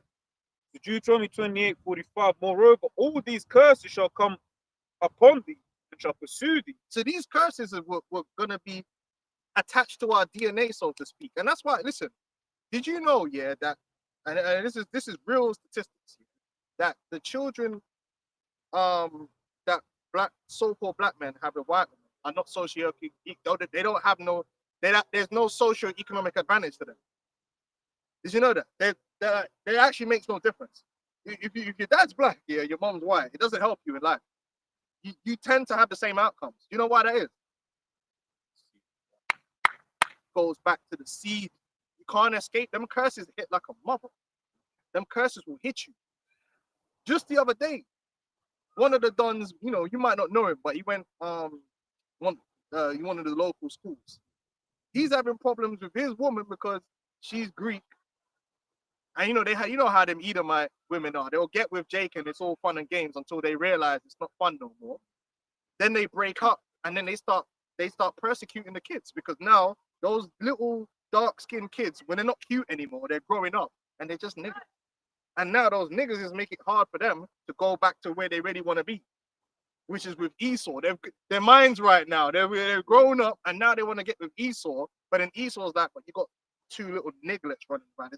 It's worse. It's not even that you got kids. You got a black kid. So now he's like, I want to be with a white woman. You know what I'm saying? Like they're mud sharks. They call them mud sharks, yeah. So they start taking it out on the kids. And if you go on TikTok, there's a whole section of TikTok on social media of so-called mixed race kids talking about how racist their mother is and how she treats them and how their whole family was racist and shit. They don't understand why they even had them in the first place. Now, this guy I know personally, the woman is basically trying to kick out her 12-year-old son, calling him all kind of racist names, saying, oh, you need to take your son. She wants to keep the little one, but then when she's out with the little one's saying that she's making racist remarks about black people. And then when she's saying, oh, mommy, you can't say that because I'm black, she's like, shut up, bitch. Now, how are those children are now basically facing self-hatred? They're being treated a certain way because of who their father is. Because you can't escape the curses, man. You don't know what you do. That's why you got a so-called white Jake catching hell. They be catching hell like niggas catch hell. They won't even know why. That's because the curses, you can't get around them. It's a spirit. It's something that's spiritually attached to your seed. So even if every Jake ended up looking not like a Jake no more, what you think the curses see color? The curses is just gonna come down on you, man. The curses is gonna catch up with you because it's attached to the seed. That's what I think. It's attached to your daddy. So you hear your daddy's life story, your granddad's life story, you're just catching hell. Sometimes I'm sitting there, my granddad's telling me about his life, and I'm just like, boy, there's peak out here. Damn. And then his dad, and then it carries on and it passes on. That's how the game goes, man. So that's why it speaks about the curse overtaking us. It's just the way it's there. Yeah. Can't get away from it. Oh, you can't. It's like there's nothing you can do. The tribes try and do that. So that's why they try and think that if you marry into the so-called white man's family, you escape the curses. But yeah, if you're a woman, you won't escape the curses, but your children are Edomites. So that's why they won't escape the curses. But if you're a man, you might line up your children and they still gonna catch hell. The worst thing is sometimes he's a so-called white Jake anyway, so the curses follow. The curses is gonna follow you, man. The curses is not based upon skin color. Even though it might appear that it manifests himself that way, it don't matter. You bleach out your skin, you're still gonna catch hell. Go on. Yeah. So it says, moreover, all these curses shall come upon thee and shall pursue thee and overtake thee till thou be destroyed, because thou hearkenest not unto the voice of the Lord thy power to keep his commandments and his statutes which he commanded. Yep, go on. And they shall be upon thee for a sign and for a wonder. These curses are specifically going to be upon this people for a sign and a wonder. What's a sign? meaning it's gonna stand out. These people are gonna stand out, and you see that with the Negroes, Hispanics, and Native American Indians. They stand out. People are like, rah, look at these people. Signs, Look at this. Look at this. signs and indications. People make fun of the fatherlessness and the this, that, and that, this and the other, and all the different things you find in the curses. They say, oh, you've been here all this time and you can't get nowhere. But this other people come and they get somewhere. Yeah, the scripture tells you, the stranger shall come among thee and go up high, and you shall go down low. It's the curses. We shall borrow but not lend. That's just how the game goes, man. It's the curses, man. And it manifests itself in all different type of ways. And you can't escape it. That's why we need salvation. Because you can't escape it. If the curses don't catch you one way, they're gonna catch you another. When you think you subverted it one way, it's gonna come down another way. Look at even these Jakes, these guys, man, that sell their soul. They can still catch hell. They catch hell. Look at Sharp right now. And this is the thing, man. Like the curses are listed there, and a lot of them, right? They ain't necessarily going to hit you simultaneously. Yeah, You know what I'm saying? It could be one, a couple of things here and there, and another thing later on further down the line. It's not something they say, oh yeah, but they ain't got all these curses on them, but it's individual. That don't mean they ain't catching the curses, bro. You know what I'm saying? These are just a selection of curses that you may receive. And then as a people, you're gonna see. Yeah. Exactly. Yeah. It's collective. That's right. We'll suffer it. All our people suffer, man. Different things. And it's constant, and it's like man's trying to get out of it, and they can't get out of it. Jacob been trying to overcome them generational curses, and they can't. It just gets worse. They said you'll be born to a curse. And then we come into this world, a curse. We leave this world cursed, man. You know, that's what scripture say. So we can't really get out of it because it's that perpetual cycle until Yahweh Shai comes and actually physically delivers us out of this situation, man. And the new covenant is fully established with us, man. Yep. You know. Because even that's a prophecy, right? Shall see servants with horses, and princes walking as servants upon the earth. But the Lord is the one that set that up. And this is why we need that salvation. It's why we, the Israelites, need that salvation. Because part of those curses is that we'll be in the hand of our enemies. That's exactly where we are right now. Oh, well, you're in the hand of your enemies. They control everything, man. You know? If you so-called African American in America per se have no power in America, you don't sit down and set any policy or anything and bring it to pass. You are the result of policies. You do not say, there's no group of Jake that sit there in a room somewhere and says, you know what, man, this is what we're going to do and we're going to make it happen. This is going to benefit us. No! All the mans that's got any kind of influence are working for the other team, instituting their policies and their things. There's groups of Edomites that sit there and say, this is what's going to happen in 2 years, 4 years, and we need to raise this person up and put this guy in position and do this and do that, and we're going to pass this law and that law. You Negroes don't bring no laws about. You don't. Oh, wait, but they're so-called black people that's politicians. They ain't coming up with the policies. They're frontmen. They're just there. They don't follow orders. They're out of there. You got no power in America. You got no power in Britain. We don't control this thing. We don't control the interest rates of the Bank of England and all that. We don't control none of that. We don't set the rules and the laws that's going to be passed. Brexit, what they're going to do. We don't have that kind of power. Even one Jake said, even in a democracy, if you're the minority, you definitely don't have that power. If you're going to believe in democracy. He was like, I don't know what these niggas in England think they're going to do. We're 3% of the population. We not got no power here. Even in democracy, you don't have power. Lamentation, 2 and 17. Mr. from 16 said, all thine enemies have opened their mouths against thee. They hiss and gnash the teeth. They say, we have swallowed her up. Certainly, this is the day that we looked for. We have found, we have seen it. The Lord has done that which he had devised. He has fulfilled his word that he had commanded in the days of old. He has thrown down and has not pitied. Now, you might look at it and think, no, we all right. That's because you don't know what we were at the height. At the height of what we were during the times of David, we're talking about a close-knit group of tribes that was extremely national. Bonded together like. And I mean real bonds. Most people don't know what a real family bond is nowadays because most families are fragmented. Like, we don't even live in the same place. We're all over the place.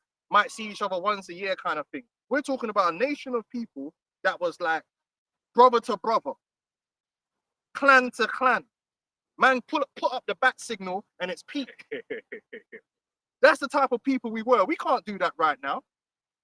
Right now, you lucky to get half your family to back you on a motive.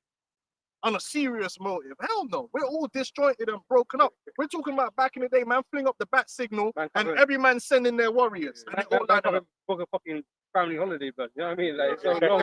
It's so long sometimes. We had structure. We had actual leaders and nobles that worked together and planned for the good of the people. We don't have that. We don't have no real leadership, or we don't operate as a nation. It's languishing. We got a bunch of what's it called? Puppets that are controlled by other nations. We don't have that of our own. So we're a very weakened and destroyed and disjointed people to the point we don't even know who our brother is. We don't even know who our brother is, even if you don't just look at one tribe like Benjamin. We don't treat each other like we're all from the same tribe. I mean, we're West Indian and that stuff, but it's not really that deep, is it? Like, let's be honest. Man will rob you quick. You roll up in the wrong ends, man will itch to take that chain. Because we're so disjointed and messed up as a people. We don't see each other as what we really are. Whereas there was a time where you could go anywhere and you're going to get that love. You're going to get that unity because man will go, oh yeah, boom. Boom said like, oh yeah, I know my man from round, so yeah, I know that lineage there. Yo, come true, family. It's all good. You're safe here. We thought you're not safe around your own people here. Even as a sojourner in another land, when you came back home, man should be able to cook what, man? Yeah, you know what I mean? Because you're of that tribe or whatever, that would never happen.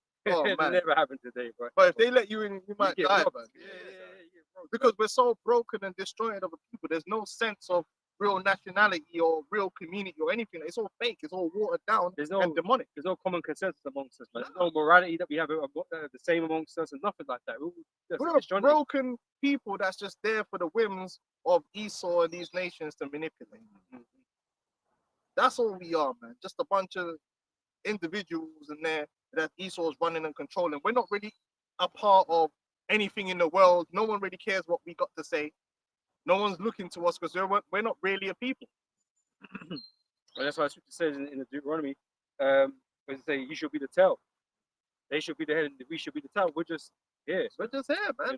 Existing and catching hell. Following what everybody else. But there was a time when we was a strong nation, organized, with proper structure, and man had to show respect. Ain't nobody gonna respect us, man. You can't even get order in your house with your woman. Like, well, where's the respect gonna be? Which going back to what we kind of started off with, like, we, now that we're then coming from that to then come and say, no, we're the authority on something. Yeah, They're like, yeah. wait, we're not used to listening to you. No. When was the last time you had anything? Yeah, they don't want it. That's why that's one of the reasons they look down on us, man. Oh, you see that? We all see that at work, man. You be just saying something. Yeah, no, it needs to be done this way. He's just like, what do you know? It's like, I know what I know. And then when they do it that way, it's just like, oh yeah, they don't want to give you the props for it, man. And this is the thing, the same thing with the scriptures, right? We know, right? We know, right? And it's gonna manifest in time, and that we knew. Oh man, we got the truth. Because nothing's happening according to what you're saying. Let's be real. No, nothing's happening. Bro, we're just hoping. Like I said, I was all up in that Christian church here, and it was insanity. Like, I was trying to make it make sense, and I couldn't. I was like, what is this person talking about? It's just their rhetoric. And, especially you Pentecostals, man. The music was, all right, look, and that's how they get you. They get you with the music. They start getting the spirits up and then just put it on repeat and the mantra. It's really a cult. That's a tap in the feet. That's what it is. That's when you're there, like, at the end of the service here, they'll ask, like, oh, does anyone want to give their life to Jesus? And blatantly, no, everybody wants to just go home. And then what they'll do is they'll just like, okay, and then they'll keep pushing it, like, because I know. Next thing you know, and then the pastor will come up and the choir singing, and they'll repeat the same song over. And what it does, music can be used to invoke energy. And then all of a sudden you start feeling spiritual when it's really the music. If they didn't play none of that music, man would just be like, yeah, let's go home. Hey, that's why the white church is dead. Exactly. Hey, no one gonna die on the chair. Like, They use music to get you, because music can bring up your spirits. Music can be powerful.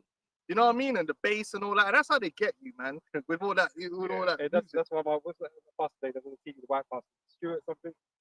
Swagger. It's like that's why they do releasing all those fucking hours, man. They think the music will have you feeling like the spirit of the Lord is in the building.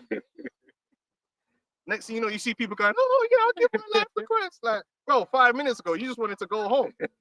So they started playing all the music, like, and repeating the same thing over and over again. And it's a joke. I just want to bring this out in the previous. And notice we don't do that. Thanks for The spirit is in the scriptures, man, and the understanding, not in the music and whipping you up into a frenzy. entertainment. Yeah. You know. Listen to Wisdom of Solomon chapter 5 and verse 1. So then shall the righteous man stand in great boldness before the face of such as have afflicted him, right? So that's it. We come with this authority that we have because we know these scriptures, man. And you people, you're disgusted by it. You're offended by this word because you're offended by the word of Yahweh Shai, just like those men were back then, right? You don't want to accept what we got to say, right? But that's okay. And you can't You know? accept it because at the end of the day, it is against you. And that's why another thing, when you come into this truth, you have to accept the fact that your enemies, especially your enemies, if we're talking about Esau, you have to accept that Esau can't accept what we're saying. No. Because it would be insane of Esau to really accept it. Because where do you go from there? Yeah. You can't accept it. So the only way, now. the only way they can keep their sanity is to believe that what we're saying is a lie. So Esau actually is predisposed to have to believe it. Because who would want to believe? If you're an Edomite, would you really want to believe what we're saying? Prophecy You says take a chance. Yeah, 100%. You know what I mean? If you're an Israelite now, then there's something in it, yeah. But if you're an Edomite, bro, I don't want to know none of this. Man tried telling me about how I'm gonna go into slavery and then destroy it. I'm like, I don't want to. Well, Jake didn't want to hear it. When Jeremiah was like, "Look, man, you gonna go." Hey, you go and drink this cup. You go and drink this I cup. don't want to hear that. But Esau's thing is deadly, man. That shit will have a man, bugging out. Man might go do some crazy stuff. Man. Hey, but this is the thing. Prophecy dictates, and these Edomites gonna fight. They're They're gonna resist until the very end. Don't man. expect he's gonna You know? go, oh yeah, Oh, I see what you're saying. I'm now. an Edomite, and I'm going into slavery and all this stuff and all that. But maybe if he's got a BDSM fetish, but most of the Edomites gonna be like, nah, man, I ain't trying to hear that. They're gonna find a way around it, like Volca. So they made no account of his labors. I said they don't amount us to shit. So when we speak, we just our opinions, our words don't mean nothing to them. And you see that, like, the argument that the so-called black man has done nothing good for America, has not, then you're an idiot then. Yeah, If you think about it, yeah, then you're low IQ. Because why would you bring a bunch of people that have Can't do no that. absolute benefit to you Yeah. and just put them in your house Yeah. and then claim you got a high IQ? It's like me having a business, yeah, and I just hire a bunch of useless men that are just violent. They don't really, you put animals in yeah, the they yard just and serve pack up no the yard. purpose, yeah. And I just have them in my house for 400 I years. thought it'd be all right. No. You'd be like, well, who brought them here? You did. Yeah, Who yeah. kept them there? You did. Yeah. So how are Your you fault. high IQ? When the fact of the matter is, all Jakes are not criminally minded. All Jakes are not criminals. We played a big part in your empire, man. Man, Jake work good. And Jake bust sweat, man. Listen, I'll tell man about, maybe not these younger Jakes. Well, let me tell you something about my dad's. This brother, our dad's generation, them man bust sweat and they were good at what they do. Even to this day, if you want, let's say you want to get your painter and decorating, I got enough cousins, yeah, and enough uncles that they'll do the job and they'll be done pristine. Pristine. Yeah. Them man know how to bust work. You see them West Indian man from back in the day, them man got backs, yeah. Them man know how to work hard. They bust sweat, drink beer, ice water, yeah, and then bust hard sweat doing work, and they do it properly, man. Mix matter and all them stuff. Our people ain't never been no people which is incompetent and lazy. Men have been hard workers out here. That's why you had us. You didn't have us, but then while we were doing all that, they would call us lazy to keep us down because they have to say negative things about us to keep us in our place. But don't pretend that we have not always shown excellence. As long as you give man the training, man will show excellence. We've never been a people that's lacking in intelligence and ability and skill and ingenuity. That's not true. We're not just all pookies, running around illiterate. That no, man, that's not true at all. That's the lie. In fact, most Jake are not like that. If you look at it as a broad, maybe in the depths of the ghettos, concentrated area. in a concentrated area, you're gonna get some madness. But all Jake ain't like that. Yep. My family ain't like that. You know what I'm saying? It's a lie that they portray like every Jake is just this wild animal gun toting drug dealer. No, it's not. That's not true. They actually make up a minority. Yeah, because the Negro can't make a gun, so I don't know how we get guns. Bro, when Jake put his mind to do something, ain't nobody do it better. That's a fact. And that's why we were very good assets in helping you build America. That's why you had us. All right, man. But now the whole thing is we're useless, we're causing all the problems. You know what I mean? Like we're nothing good. America would be great if they weren't here. We're to blame, right? Britain, the same thing in Britain. Oh, these West Indians. We're just knife crime. The only thing we are is knife crime. This is the facts. 99.9% of black boys in London don't carry knives. The man them that's carrying the knife are a very small few man them that's really about chinging man down and they're on business. Then you get the couple man that's on the edge of it. They're just around it, but really they don't. You work with man that. You know how many men I work with that? They're bad boys, but they go work and they do their thing because they don't really want to be out on the street. Ching. They're not road man. But if they need to get down on someone, they will get down. And then you just get the normal dudes that's just a carpenter or doing his work. His family. There's 99.9% of Jake are not involved in gangs. They're not. They're around it. They see it. They might have a cousin who's in a gang, but they're not in the gang. They just happen to be in the area. But Esau, if you let Esau tell the story, every black boy in London is just walking around with a knife and just shanking each other. Like that's all that's happening. There ain't no man working. You know what I mean? They're not working. They're not doing nothing. They're just killing each other. If you let Esau tell the story, oh yeah, then why did you bring us here? Oh, I know why you brought us here, to rebuild Britain after the war. And we did that. We worked in all your areas. When they had COVID, what did they say? We were disproportionately in the front line of all the major essential services. So you're talking about the NHS, you're talking about the transport system. Yeah. How many of your man's aunties are nurses? Are any of your aunties nurses? Most, if not all of them. How many of your aunties is nurses? My grandmother was a nurse. Her sister was a nurse. What are you talking about? Welfare queen. What are you talking about? It's lies. But if you let Esau tell the story, we've all just been unemployed, walking up and down the street with a gun in our hand, selling drugs and doing madness. If you let Esau tell the story. Because no Edomites do that.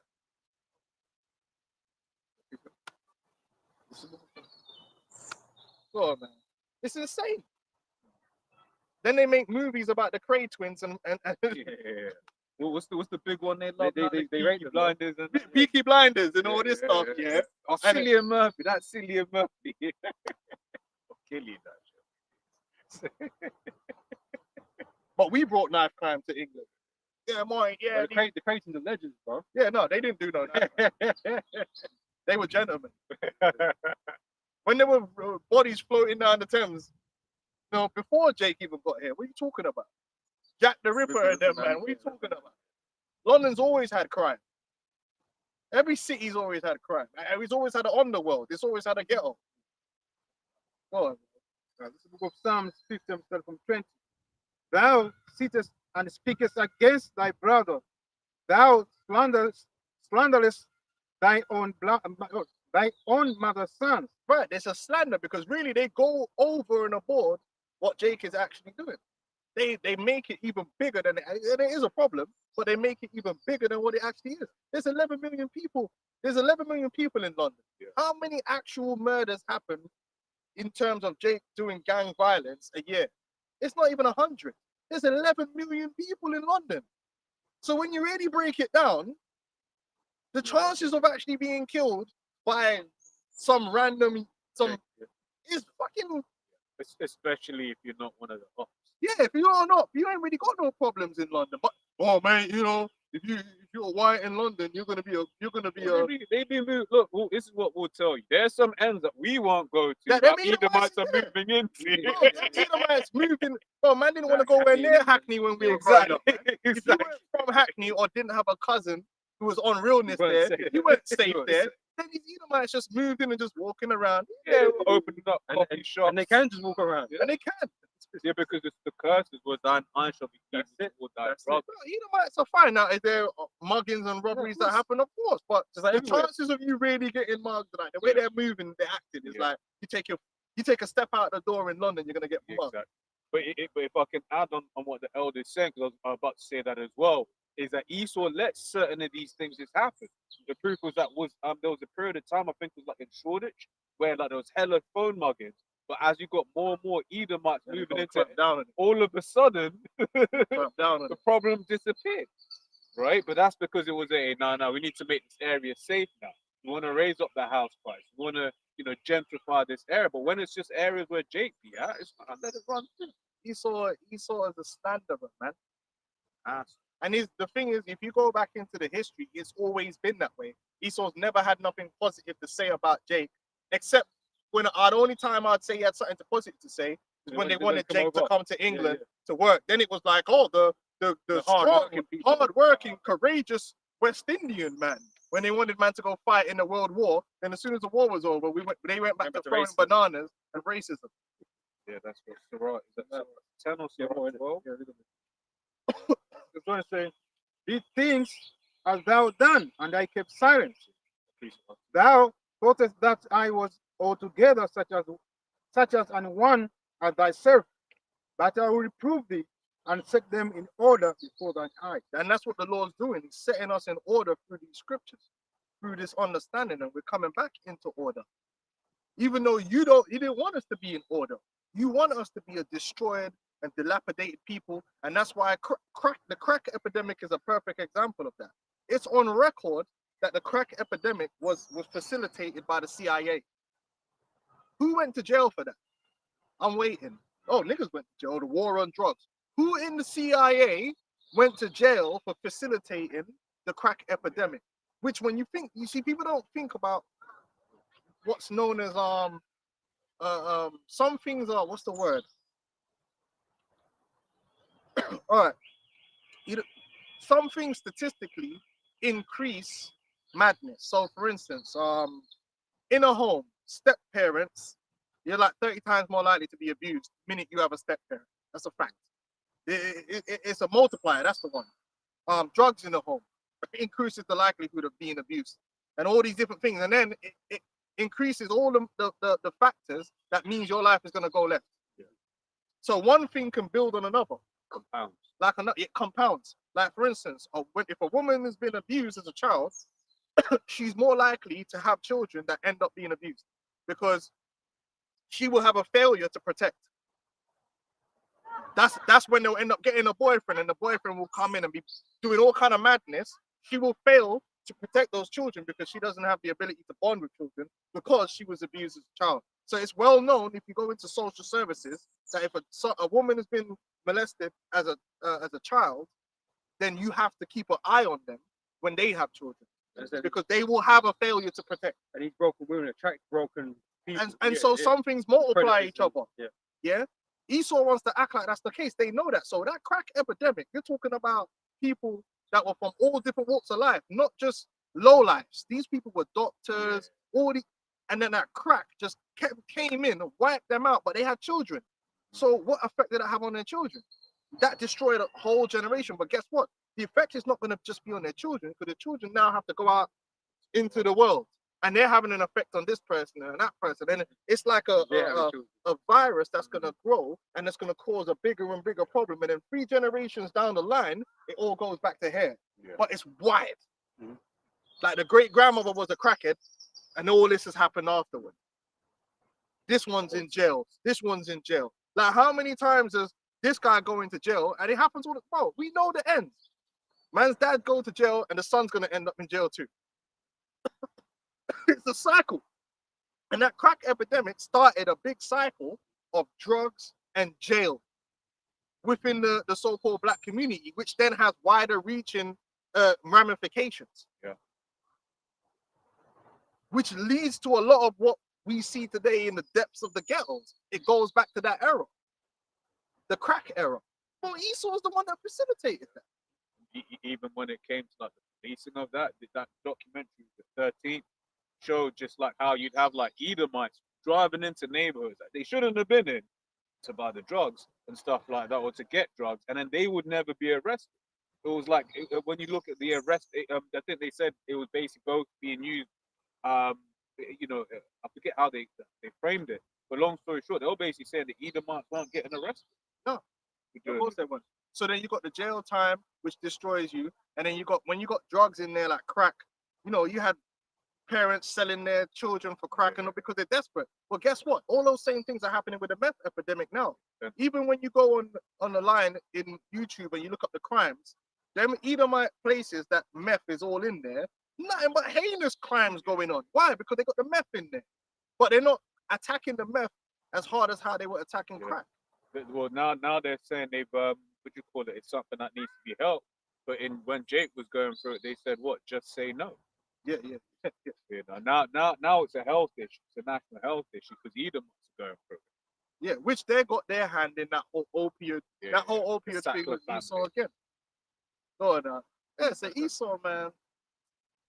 Was that it on that? Yeah, because there was a point that you made earlier on about when these Edomites called Benjamin over. Salakia. Another point I want to make: the Jamaican drug gangs crack epidemic that was happening in London actually goes back to Jamaica, because those Jamaican drug gangs were moving the crack to fund Siaga and Manly, and they were fighting over it too. So again, that even goes back to two Edomites. It's all. Yeah.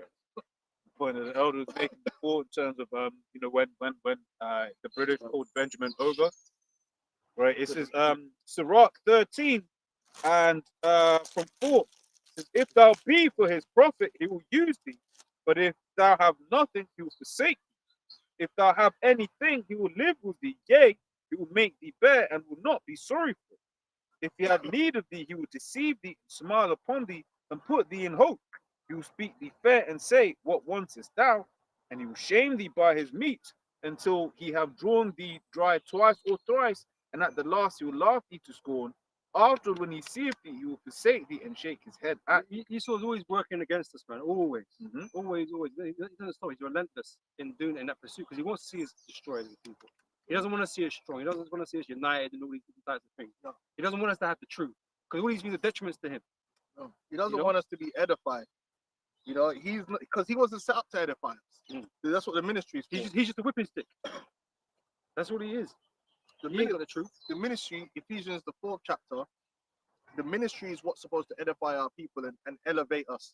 Esau is not here to elevate us, man. Because these are the things that made us separate from the different nations. But the Lord said, I can't remember verbatim, that these laws separate us from the different nations, man. All this righteous law that we've been given. Right? These things separate us from these other nations that don't have the law of the Heavenly Father. They don't have His word. But that's the one thing that Esau is trying to keep away from us. He ain't trying to let you know. Yeah. So you can build off it, so you can be better. No, he wants to see you destroyed. And he has all the influence because he controls, because he has the money, the route, the pathway to money is through Esau. So he can always control, and he controls the media. So he even more so than he ever has. So he controls all the influences. Yep. He controls all the streamers. It came out, all the big major streamers are all being handled by the same company. He controls all the streamers. He controls all the music artists. Controls all of that, and so he can manipulate Jake and what Jake thinks is cool and what Jake thinks they should be doing and how Jake think through these means, man. And it will always be in a negative manner. It will always be negative. And then he will turn around and then look and say, "Oh well, look at how they're acting." When Tupac and all that was his doing, gangster rap and all that was his doing. Who's that? Psalm 64 verse 2, hide me from the secret counsel of the wicked, from the insurrections of the workers of iniquity. Right? Because they always scheme on our people, always trying to, to undermine our people. So they're always bringing in something, man, that just keep us in ignorance and destruction, man. Says who wet their tongue like a sword and bend their bows to shoot their arrows, even bitter words, that they may shoot in secret at the perfect. That represents us, right? So they're always shooting at us, man, with something.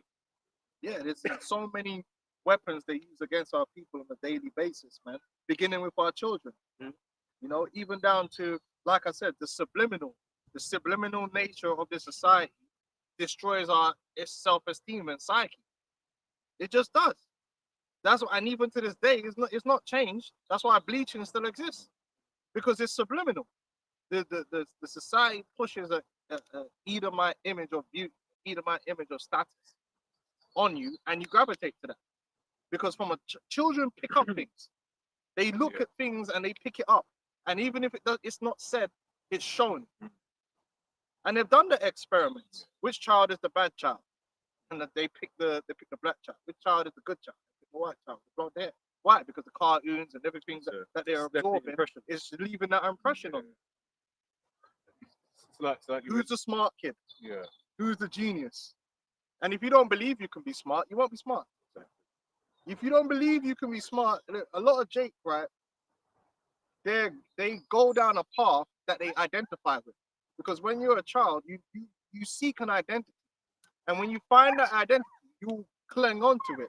Most Jake, they're clinging on to false identities and not role models. They're not clinging on to the right role models. And if they think that, you know what, man, that whole being smart, man, you know what I mean? That's Waste of time. no, I'm supposed to be, you know, if to be black is this. Not understanding that to be an Israelite is everything. Wasn't Esau create a culture for us, man? Yeah, culture. That's what we all want to be rappers and footballers and all these types. Yeah, but doesn't elevate You know? what? Intelligence. No. But then you know who does? Nigerians. And that's why they grow up and they want to use their brain. Yeah. But the so-called West Indian, man, we fell into the way of entertainment, and they don't believe that you could be smart and use your brain. When we've always had some of the smartest people, but they're not put in the limelight. They're not given them put a pedestal for the kid to realize that, oh yeah, I could be like him. I could be intelligent. No, they might want to be like Cartel. Right. And Hussein Bolt, not knowing there's loads of so-called West Indian scholars. I believe the guy that was in England that used to sign off on all the English degrees was from St. Lucia. No one knows him though. You know what I'm saying? Like, so you're not looking at that as an identity. So you think being that is smoking weed and doing foolishness. I think I don't know if it's still the case, but there was a period of time when the guy that owned basically all the airports in England was a Nigerian. Yeah. Them Nigerians know that intelligence is a thing that we are. But that's one of the things Esau tries to keep away from us. Yeah. The idea that we're intelligent and we should use intelligence. They want to marginalize us down to like physicality or entertainment. Freestyle in nature. You know? And then so even if you are smart, you want to still lean. And then you see that. Dudes, instead of just being a nerd, man want to give up on being a nerd to go full on into some bullshit because they think that that's a better identity to have. When you can be both. Why can't you be intelligent and still, you know, you got something that you got that razzmatazz about you? Saka. Yeah, Saka. You get like, Are you bringing up this last right, you get like a 7-8. 7-8, yeah. Yeah. But you never talk about that side of it. Oh, what's it? Jalen Brown for the Celtics. Even the guy from Manchester City. Right. He's like, I mean, calculate, I mean, give him the number.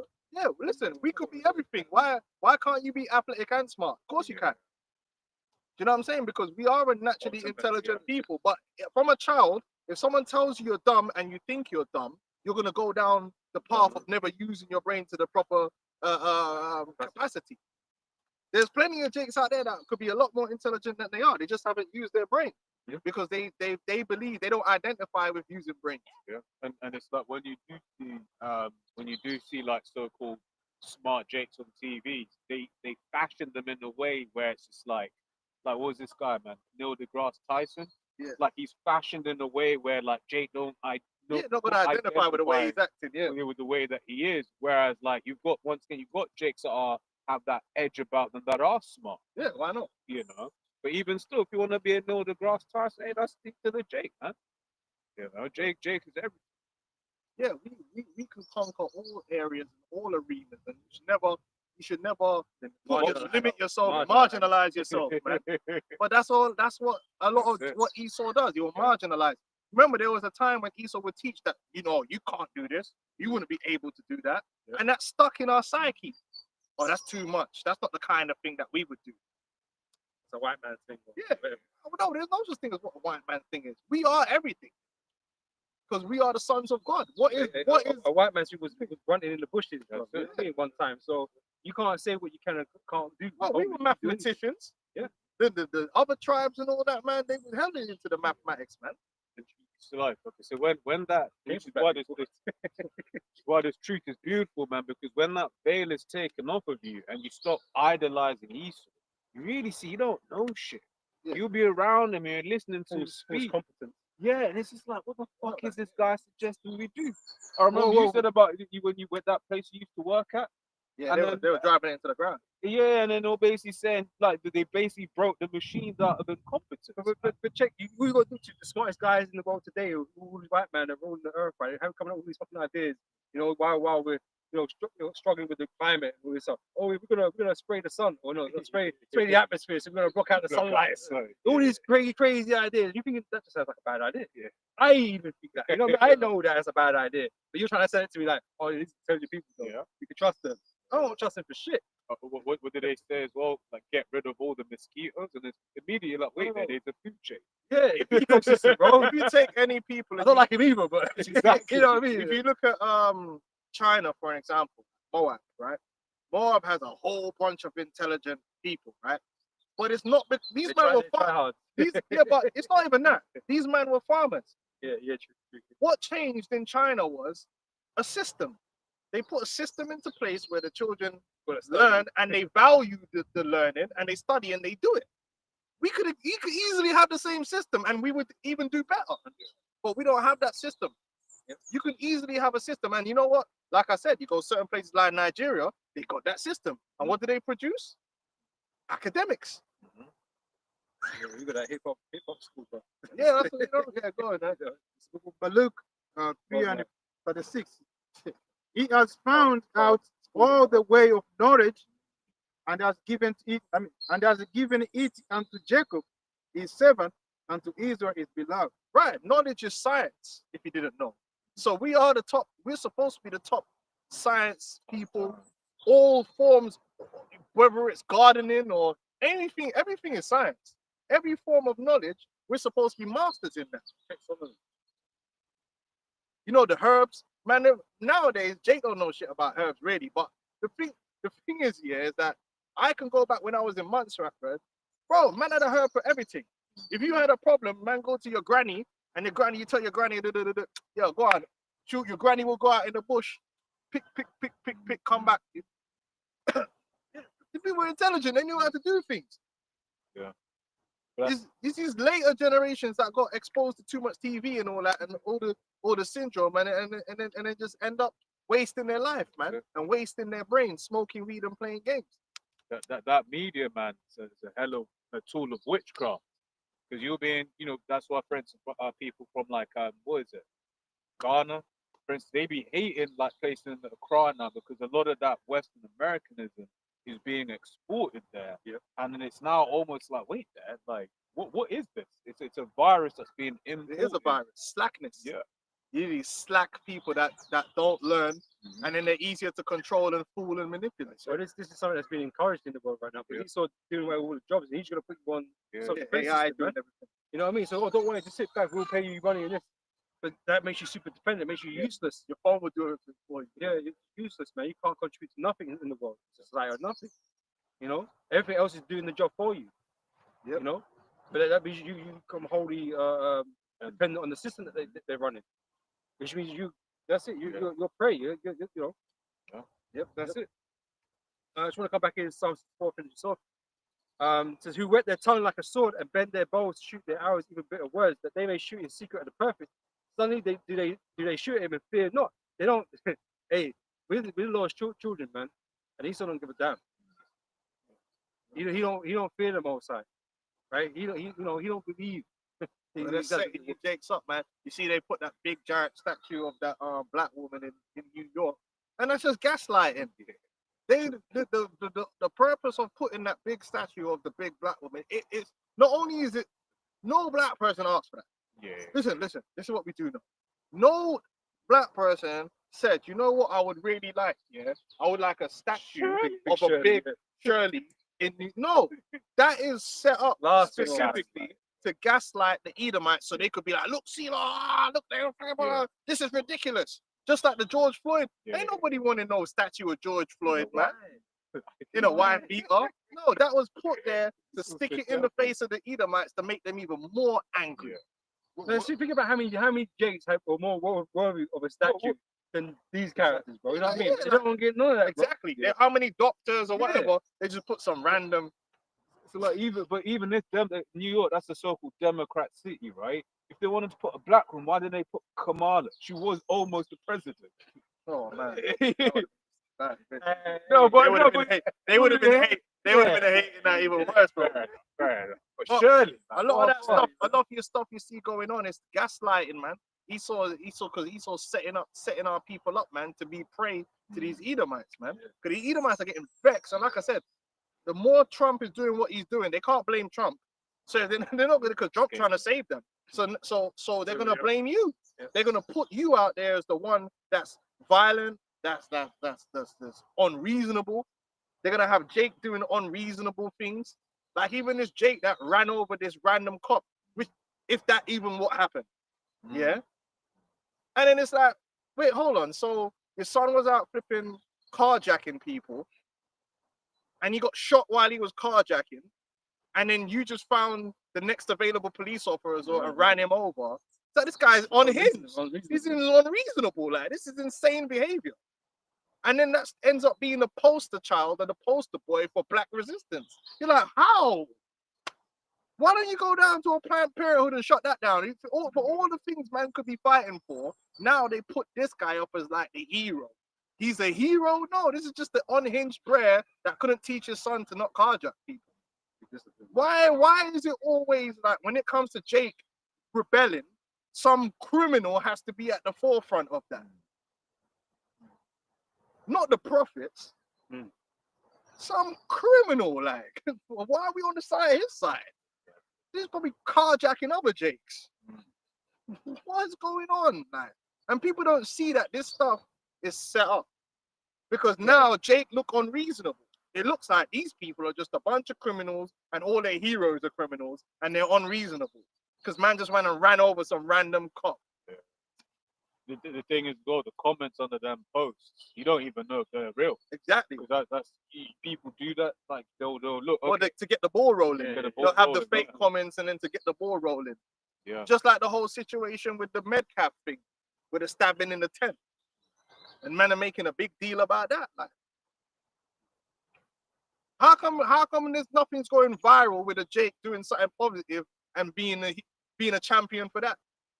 There's real incidents where Jake is actually getting done in, and that's never going viral, and no one ain't being a champion for that. But then when it's some criminal like George Floyd, he's so okay, yeah, let's Jake. Because don't you see they're making it? They're portraying you, Jake, as like you criminal element. are nothing but a bunch of criminals, and man, that's robbing and selling drugs. That's your team. That's not my team because I don't like criminal niggas, man. I want them to be put somewhere where they're far away from me because I got kids, man. I don't want to be around these niggas that's car. Why do I want to be driving down the road and the nigga jump in my car with his gun out? Fuck that nigga, man. I'm glad he's gone. And fuck his dad too, if that's who he's raising. But you know, it's all predetermined, man. It's very spicy. They encourage themselves. And more, you're gonna see more of this. You're gonna see more of them. Jake doing some stupid stuff that don't make no sense and it's all fake. And then the Edomites are gonna be sitting at home going, when is somebody gonna do something? They can't believe it. They're like, we're being oppressed, like these guys are doing madness and no one. And at the same time, Trump's passing through executive orders and stuff. Yeah, Trump's destroying their stock market and doing all kind of stuff, making it hard for them to live. So they're getting more angry. And meanwhile, on the TV, they just see black people doing shit and getting away with it. and playing the you know. Well, as I said, they're planning to militarize the police even more. Yep. You know, so they're preparing for this, man. You don't think they're preparing for Well, this? they already created an infrastructure to grab people up and disappear Yep, them to yep, other yep, yep, countries and all sorts. Something And all of this. pretended that it was for illegals. But did you know that deportations haven't increased? If you listen to the news, they'll make it look like Trump's just grabbing everyone up off the street. Yeah, he's not. Deportations haven't increased at all because maybe the whole thing is not about deportation. It's just about having that infrastructure in place. Because maybe it's not going to be illegals that they're going to be grabbing up like that. But that's just me. This is verse 5. So they encourage themselves in an evil matter. They commune of laying snares privily. They say, who shall see them? Right, all this stuff, the media is going to whip.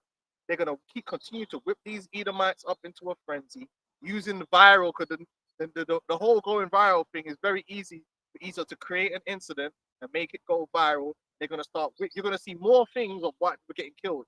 You're going to see more highlights of, oh, Edomite woman was just walking down the street and then some big Jake just came along and just some gorilla Jake just shot and killed her and raped her or whatever. And it might not even be true. It could just all be like a Hollywood movie set, but it ain't gonna matter at that point.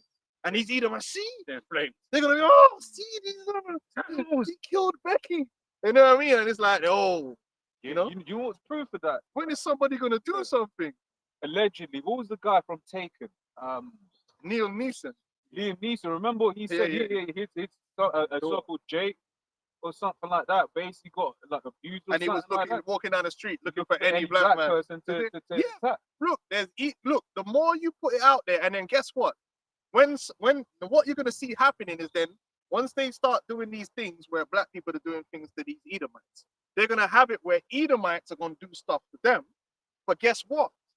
All on the comment board, it's gonna be Edomites going, yeah, man, we gotta fight back, and and then what does that mean? Other Edomites are looking at that like, wait, so hold on, like, we're okay with that. you okay with it? You know that? You know what it is? It's like, you remember Homelander? Yeah, You remember the scene in Homelander when he just like, and then he was like, oh shit, I just killed that guy. And they were like, yeah, go on, man. And he was like, oh, yeah. That's exactly what they're gonna do. Just like the situation that just happened with that's fake situation that they staged with the woman that said the word, the nigger that called the dude, and then they had all the money getting piled up, which we don't even know where that money's coming from.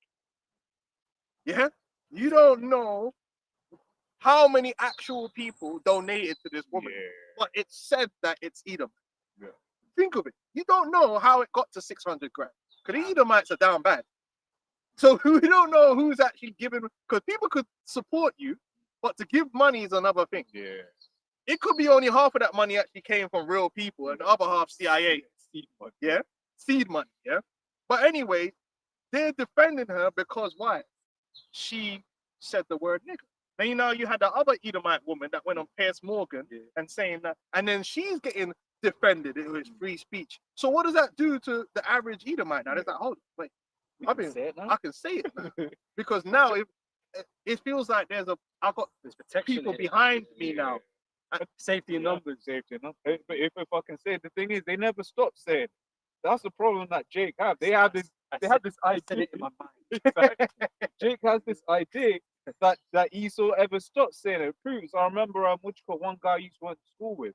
I remember when he went uni and after he hit me up. He was like, "Oh no, what are these white people, man? They always say nigga." And it was like when Jake ain't around, right? So then thinking like, would you call it? But basically proving that they will always say. Yeah, they'll say it. Well, they say it in company that they know they can say it. But we say We do the same thing. But now it's coming out in the open, and like I said, they're gonna have more events that they're gonna make Esau look like the victim and Jake look like the aggressor, and then they're gonna have Esau being the aggressor. But then now man are with him. Oh yeah, you got one back. Yeah, good. Yeah. We gotta get some points on the scoreboard. and Trump would defend it. And Trump would defend it. You know. Yeah.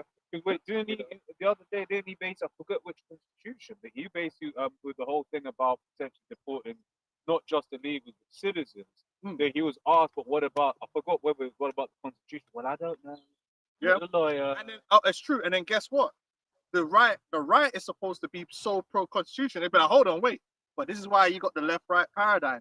Because the way where it goes, if when you're on the right, if the left fuck up the constitution, you fight against it. But then the left will be like, it's okay. Then when your guy gets in and he does it, well, you got to be on your guy's side, right? So then the constitution is eroded more and more as the pendulum swings. Now, another thing that people are not realizing is when they designated cartels and gangs or as terrorist groups, you're only a stone throw away from the Bloods, the Crips, the Gangster Disciples. Well, why are they not terrorist groups?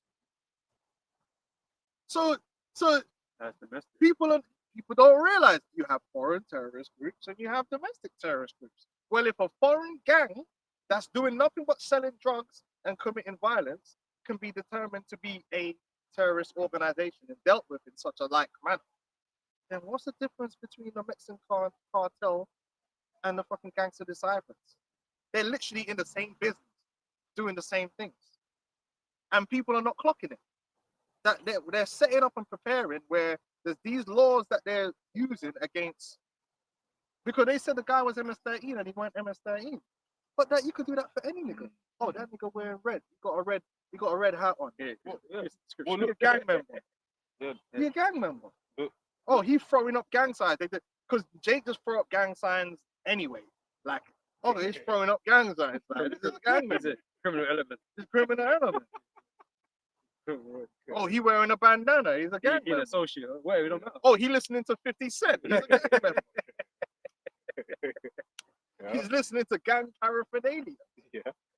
Because all their favorite rap Oh. artists, they make B gang members too. Yeah. Like Snoop Dogg, Lil Wayne. It's all by design. Because you know what, that's you said something. There's because actually, if you are listening to certain thing or watching certain media by a designated group, that is immediate will then classify you under that. Yeah, if you watch a bunch of Al Qaeda videos, they're gonna put your thing. How is it that these mainstream rappers can be openly gang members? Reset. Well, it's a setup. How can you be openly, oh, I'm a blood or I'm a crip, and you're a flipping rapper? They sell drugs and all these Yeah, things. They're because- not- Because that was their way of saying, look, all these Jakes are gang members. Look, even their idols, entertainment, idols. they're like they're all, you know, even the women. They got gang tattoos. See, they all got tattoos. They set you Jake up. You're all wearing these But damn this tattoos. is the accuser of our brethren. Then So they'll they just use these things to say, oh, you know. then they put the MS and the 13 on there. See, look, you know that tattoo, man. Man's initials and the number he pays on his team. You know what I mean? That's what's good. Ezekiel 21:9, and that's coming. That's coming. Who's gonna fix who? When are we gonna stand up? No. Revelation 12:12 says, "Therefore rejoice, ye heavens, and ye that dwell in them. Woe to the inhabitants of the earth and of the sea, for the devil is come down unto you, having great wrath, because he knoweth that he hath but a short So time." things are not gonna get better for so-called white America. It's gonna get worse. And the majority of them are not gonna want to accept the truth that the reason it's getting worse is because your boy Trump works for the elites and they want to destroy you. And in the process of things getting worse, or like people believe all this crap about, well, I'm putting in the tariffs because I want to make a deal. America already had a great deal. They had the world reserve currency, which allows them to just export dollars and pay off their debts with money they print. They had all kind of credit. Most Americans don't even understand that in most places in the world, you can't buy something unless you have the cash. You can live off credit in America. You can live above your means, and that allows you to live a higher standard of living than you actually should have. And I'm not just you, we do it too. I live above my means because I'll go under credit and pay off 2 years for a washing machine, which I wouldn't have. I would have to wait 2 years, which means by washing my hands. It's the truth. Now, if you go somewhere in Africa or somewhere, I'm sorry, man, I'm just saying, if you go somewhere in Africa, no, but you go certain places in Africa, man can't just pull out a credit card with like a $10,000 in limit on there and just buy what you want and go on holiday on it and all that. Here, everyone can get access to credit. Man that don't even got no money can get credit. Man are buying, that's why man have iPhones, because they're buying it on Oh. credit. You know, it's the iPhone thing's really interesting because when you look at where Android is more popular and where iPhone is more popular, it's like countries with lots of credit has iPhone. iPhone Bro. wins by far. It costs £800-900. Who got that in cash? If you go to Nigeria, one guy said when he moved to Nigeria, one thing he realized is if you go into a neighborhood and you see all nice cars, them man have bought those cars. They have to. They buy the car in cash. If you're in the UK, you might walk down the street here and you're just seeing all these nice cars, but most of them are salary sacrifice electric vehicles, or man have bought it on finance. In fact, over here, kind of doesn't make sense to buy it outright. You know, so America already had a great deal. The problem with America was the system was designed that all that wealth that America was generating was being put right to the top 1%, and the rest weren't getting the piece of the pie as big as they should be getting. It wasn't China that was taking America's wealth. And now Trump is trying to convince everyone rich. that they need a better deal. You already had a good deal. Look, everything they're doing right now is not about getting a better deal for the American people so that the American man can have a better standard. No. What it's all about is reconstructing the global economy and global trade and demolishing the way it works now. And in order to do that, that means you Americans are going to go further down the pecking order. All of the life that you've been enjoying, they're about to get rid of it. So everything's going to get more expensive. You're going to get paid less, and you're going to get less access to credit. We're going to bring you right back down. And that's what Trump is doing. That's why the UK deal ain't going to help no American that's struggling to pay his mortgage. If they make a deal with China, it's not going to help you. Oh, the tariff is gonna no, the tariffs is something that you pay. It increases the price of your goods. And then he's increasing the budget anyway. So even if they're making savings or they receiving more tax revenue from the tariffs, he just dropped another fucking 300 billion alone on the defense budget. So that means that all that money he's so-called making from the tariffs literally just went to the defense companies anyway. So how's he going to reduce your taxes? It's a lie. All Trump is going to do is going to bring more pain, but because they believe in him, they're going to believe it's not him. And he's trying because they don't understand the economy. Or he's trying to make deals. He's making deals. He's trying to, you know, and then it's like, but they'll have all this stuff happening on the sideline to divert their anger somewhere else. The reason America's not being made great again is these people here. It's not Trump, because Trump's trying to make it great again. He told you. No, man. It's a great deal. We're looking for a deal. America had the greatest deal any country's ever had. That's why in the you've history of been on countries. top the whole time. They were able to print money for the world. If that's not a great deal, I don't know what. That's why they were able to buy everyone's shit for cheap. The petrodollar. So you could live and have $30. And then he told them, well, you're just going to have to buy $2 instead of 30. And you don't get what that means? He's saying you're going to live on less. He's telling you that you are going to make America great again, you're going to have less. Which is in line with the WF. Which is in line with what they want anyway. You're working for them. Your standard of living is going to drop down. All that excess that you have and all the luxuries you have are going to go down. And Edomites ain't going to like this. All the Edomites that had small businesses, they're shutting down because of these tariffs. But once again, to prove that it is all part of the system, is the small business open. Well, there's one American car. Good. Yeah, go on. That's all right. Yeah. I said the proof that it's all part of a system is that the small business owners are being hurt here too. They're being hurt everywhere. Starting with COVID, starting with COVID, even until now, the big corporations they can take all the impact of all the problems. They can shed off loads. Well, they can get a massive loan to cover them. They can get a massive loan to cover them. Free money, from the government. And plus, you get certain institutes. Say Sainsbury's says we're running out of money, the government will bail them out. And then the woman tried to attack Trump on it, talking about the small business. He said, "Why are you worried about that for? It's about the big."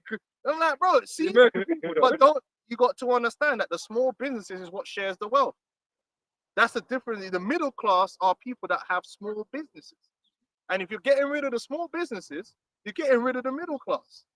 Period. The guy that's a millionaire is really middle class. He's got a net worth of 2 to 3 million. That's not a rich person. That's a middle class person. I end. Yeah, that's not that's not Elon Musk. That's where the wealth is at. Yeah. That's not where the wealth is at. So they're trying to get at them people and bring them down. Oh, That's the deal. What you gonna do? You want to go work in a factory for cheap? How's that gonna improve your standard of living? Yeah, what did Chappelle say? I want to buy Nikes. I don't want to make them. Yeah, these people. They're telling you China's been stealing. The truth of the matter is, the majority of hard. people in China that were making these items couldn't buy the items that they were making. You could buy them for cheap because you had that mighty dollar, which he's telling you that he wants to weaken the dollar. What? But this is it. That's why they enjoy going to these countries. Let's be real. Like, for instance, the cost of living in China is cheap. You know, you can go and get food, high quality food, not none of that plastic stuff you have in America. High quality food for cheap. You can travel for cheap. Use the public transport that they've actually built. You know, ain't degraded like it is in America and stuff like that. It's safe, this, that, and the other, and you'll enjoy your time because you're bringing USD. Yep. Go to why? What's one of the best holiday destinations? Goes like Bali. That was a big thing a few years ago. Why? Because that Western money goes far. Yeah, but they're robbing everyone. This guy's an idiot. And then on top of that, you have to realize as well, the way the Chinese design their economy is they made sure that the government takes care of all the essential services so that they're subsidized so the people have access to the basic services, something they don't do in America. So for instance, in China, even though they don't make as much money as America, they make sure that even though you're a poor peasant, you can get access to healthcare, you can get access to transport because the government will subsidize that. Guess what they do in America? No, they're not subsidizing any of that. So all of you men are paying out the arse for everything. They took all the money that they were making and all the money they were printing and gave it to themselves in wars. They spent all the money on wars, trillions. If they didn't spend all them trillions on wars, you could have high quality education for cheaper, high quality healthcare for cheaper, high quality everything for cheaper, and every American would be living like a fucking king. But they don't want to do that. A pregnancy can bankrupt you. It's them. They messed up America. It's not China. Not China's fault. Man's in a sweatshop. Man's telling me that they were stealing money. Most of the money from an iPhone isn't in China. They mark it up in America. So Apple was making the money. Trump ain't trying to tell you that. He blaming the Chinese. Oh, it's Chinese, so I'm going to get a better deal. I'm going to bring the manufacturing back. How? It won't be able to. You won't be able to afford it if it was built in America. No. So basically what they're saying is you ain't going to have it. Price is going to go up. You're going to have to get some cheaper version that they give out on government phone. Oh, man. Isaiah Government 19. phone. Why, yeah. You're going to have to get that Obama phone, man. Isaiah 19. Which reads, the burden of Egypt, behold, the Lord lighteth upon a swift crowd, and shall come into Egypt, and the idols of Egypt shall be moved at his presence, and the heart of Egypt shall melt in the midst of it. And I will set the Egyptians against the Egyptians. Which you already have that. The only way that they're able to fool the American public the way they do is through the left-right paradigm. They got the left fighting against the right and the right fighting against the left. And that's why they're all messed up. And they don't understand the true enemy has always been your own politicians, your own elites, your own super elites, the super rich have always been working against you. And then they let Trump come up in there to tell you that, well, even though I'm one of these elites, and even though they're all my friends, I'm actually on your side now, and these guys have been working against you, but I'm going to save you because I'm, and then no, he's not. No, it's not. The system is always going to be there to work for the system. Once again, slut. Let me just go show you how much of a sap it is. The same here, we've got Nigel Farage, who's the man of the people. A banker. Millionaire. The banker. Yeah, Same with Starmer. Same with man on conservative. They're all rich people, right? You know what I mean? But they're These men men, of the these people. not a league with the regular people. You know? What's with his the old guy, man, the Indian dude? Well, his wife ain't his wife's family billionaire. Yeah, money. money. Listen, this is the game. The reality is that the American people are fighting each other, but the people who actually represent them are all friends, sucking and fucking each other behind the scenes. You really think this is how retarded Americans are? They really think that Hillary Clinton, the Clintons, and Trump are enemies. And then he'll get up in the stage and go, Hillary are gonna be arrested. What date is it? Because I don't. Has she been arrested yet? 9 years later. Yeah. With all that executive power. Yeah, but And they that's, tried. and that's an elite They family. tried to you know put what I him mean? in Yeah. jail. No, they didn't. That was just the thing. They was never meant to go to jail. He was meant to make it look like they wanted to put him in jail. They wanted to put him in jail, be in jail. Yeah. If they wanted him dead, he'd be dead. These people are so retarded. So you really think here that the elites Infinite. are so incompetent here that they can't kill a 9-year-old man or something? How old is Trump? They got heart attack weapons. They have weapons, right, that can give you a heart attack. If they really wanted this guy gone, he would be gone. They wouldn't use some retarded youth on the top of a roof, yeah, to try and shoot at him so he could have a photo. They would use a fucking sharpshooter. There would be a secondary shooter that would actually get the shot, and he would just be Like, the like, patsy. like an actual mercenary. Yeah. And then even on top of that, like I said, why would they want to make it a public killing anyway? They would just give him a heart attack Yeah. or a plane crash. Yeah. They're not hard. You better make it look like he's beefing with Pookie down the road. If he was really beefing with the real elites here, the man would be dead. Yeah. I've always, But America's such a theater and such a farce. And then so these people actually fighting each other in the street, when really the Republicans and the Democrats, it's all a show. They're not enemies. They're all part of secret societies and sucking each other off behind closed doors. Biden and Trump probably had sex bare times. You know what I'm saying? Like, bare times. Like, they're just having a good time swapping each other's wives and that. And you lot are here fighting each other over left and right. Morons. Meanwhile, both of you are on your way down, left and right. Scripture says James 2 and 6, but you have despised the poor, do not rich men oppress you. Yeah. You're not here to be your well-being. Or Elon Musk, yeah, he Elon is for the people. What? Elon made all of his money from welfare. He is literally one of the biggest welfare recipients ever in the history of the planet Earth. Like, and his company is not even worth what it's meant to be worth. It's overvalued because it's a new world order company. yeah. But when you I remember looking at this years ago when like the Tesla stock price was crazy, and you look at how much they were worth and how many cars they had, and then you contrast that to Volkswagen Group, Yeah, which mad. makes a mad amount of cars, and then how little they were And- worth. and It was like, wait, how does Made this and make sense? sold a man amount of cars. Yes.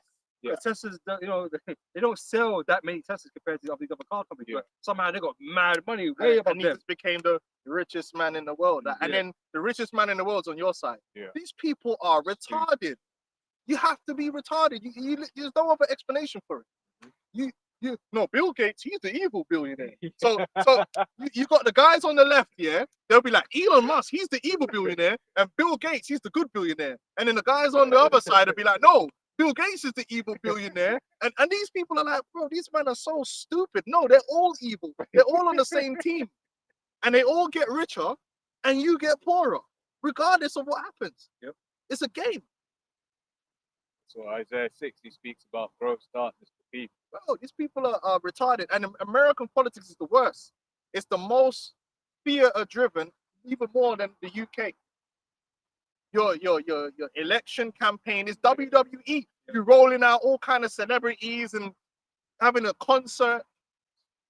It's a joke. It's politics for children. Trump talks like he's talking to children. The way he talks is like he's talking to uneducated children, and they're like, yeah, and it's like, bro, this guy does not act like a real businessman. He doesn't act like he acts like a reality TV personality. Which is what he's based on. Man said, oh, I got an earth-shattering announcement, and it just some basic deal with the UK. Earth-shattering. Now, who are you talking? Who are you talking to, bro? That's how you talk to a child, you know, you got pasta. Ooh, it's gonna be a what the fuck, man?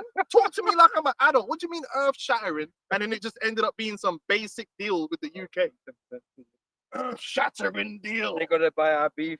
You know, we got all kinds of beef And then it's like, yeah, Trump, he goes. It's like, bro, you're a fucking child, man. He's talking to you like you're a child. Be a fucking adult. Don't let people talk to you like that.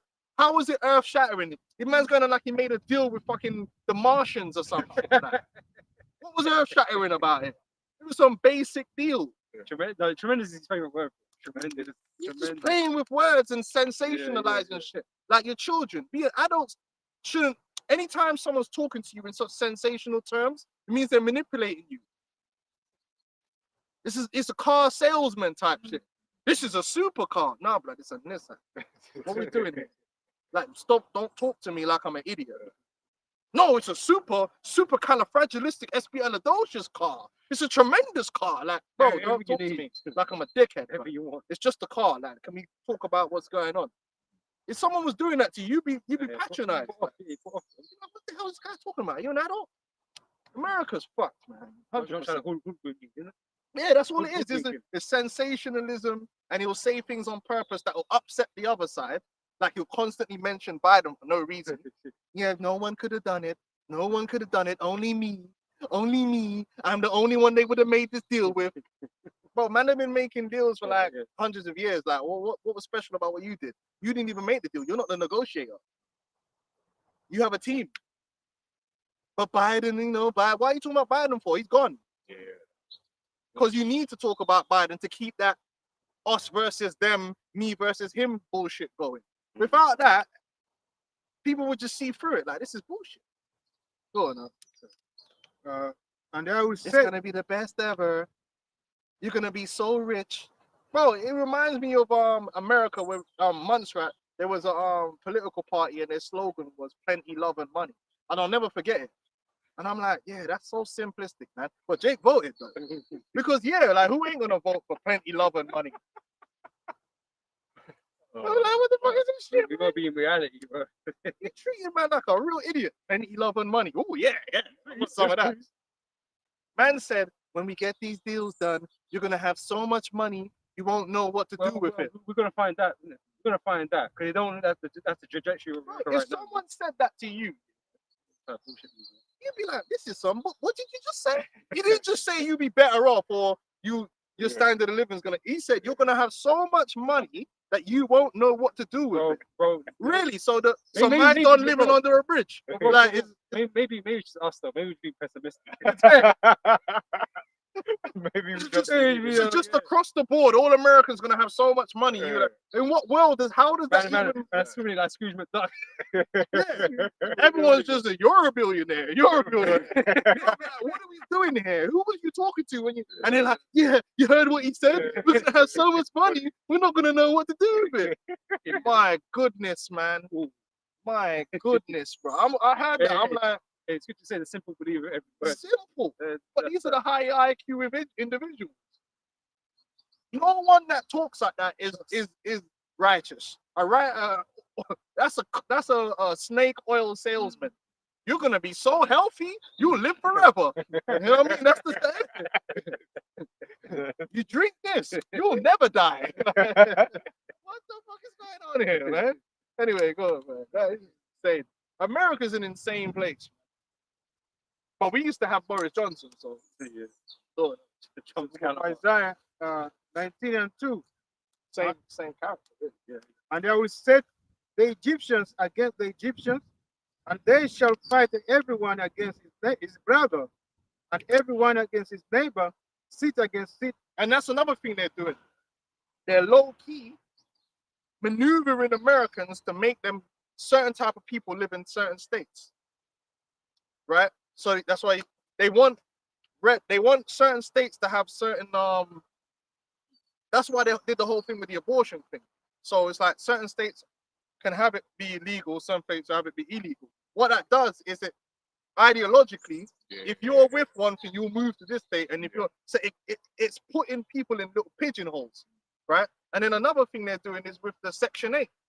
People are not thinking smart. So what they've done is, right, the Section 8 is federal. They're saying they don't want it to be federal no more. They're going to reduce the federal budget. So now the budget is going to have to be picked up by the states. So then all you need to do now, let's say you want a whole bunch of people to like poor people to move from here and move here. Well, all you do is make sure that this state doesn't replace the funding as much, but this state does. So what happens? If you can't get the funding you need here, you're gonna move here. So what you're doing is you're migrating, you're pigeonholing people. But you see, the average person doesn't think like that. They don't think that the things that's happening are happening for a bigger reason. They're moving you around. You can't get it here. Well, we know you need it. You'll go here. And they control all the states and which state will do what. Because they control all these puppets. So they can divide you between red and left. They can concentrate more poor people in this particular area and have the rich people more in this particular area. They do that with the taxes. Make sure this state has less taxes here and that state has more taxes here. You think that's not done by design? You think it's all by accident? No, it's not. They know exactly what they're doing. And then they have it be like, oh, he's getting rid of Section 8. So we know he's getting rid of Section 8 so that certain places can have it, certain places don't have it, and then you have to move. And then when you move out, they can do something with here while you're over there now. It's just another way of the gentrification and the movement of people.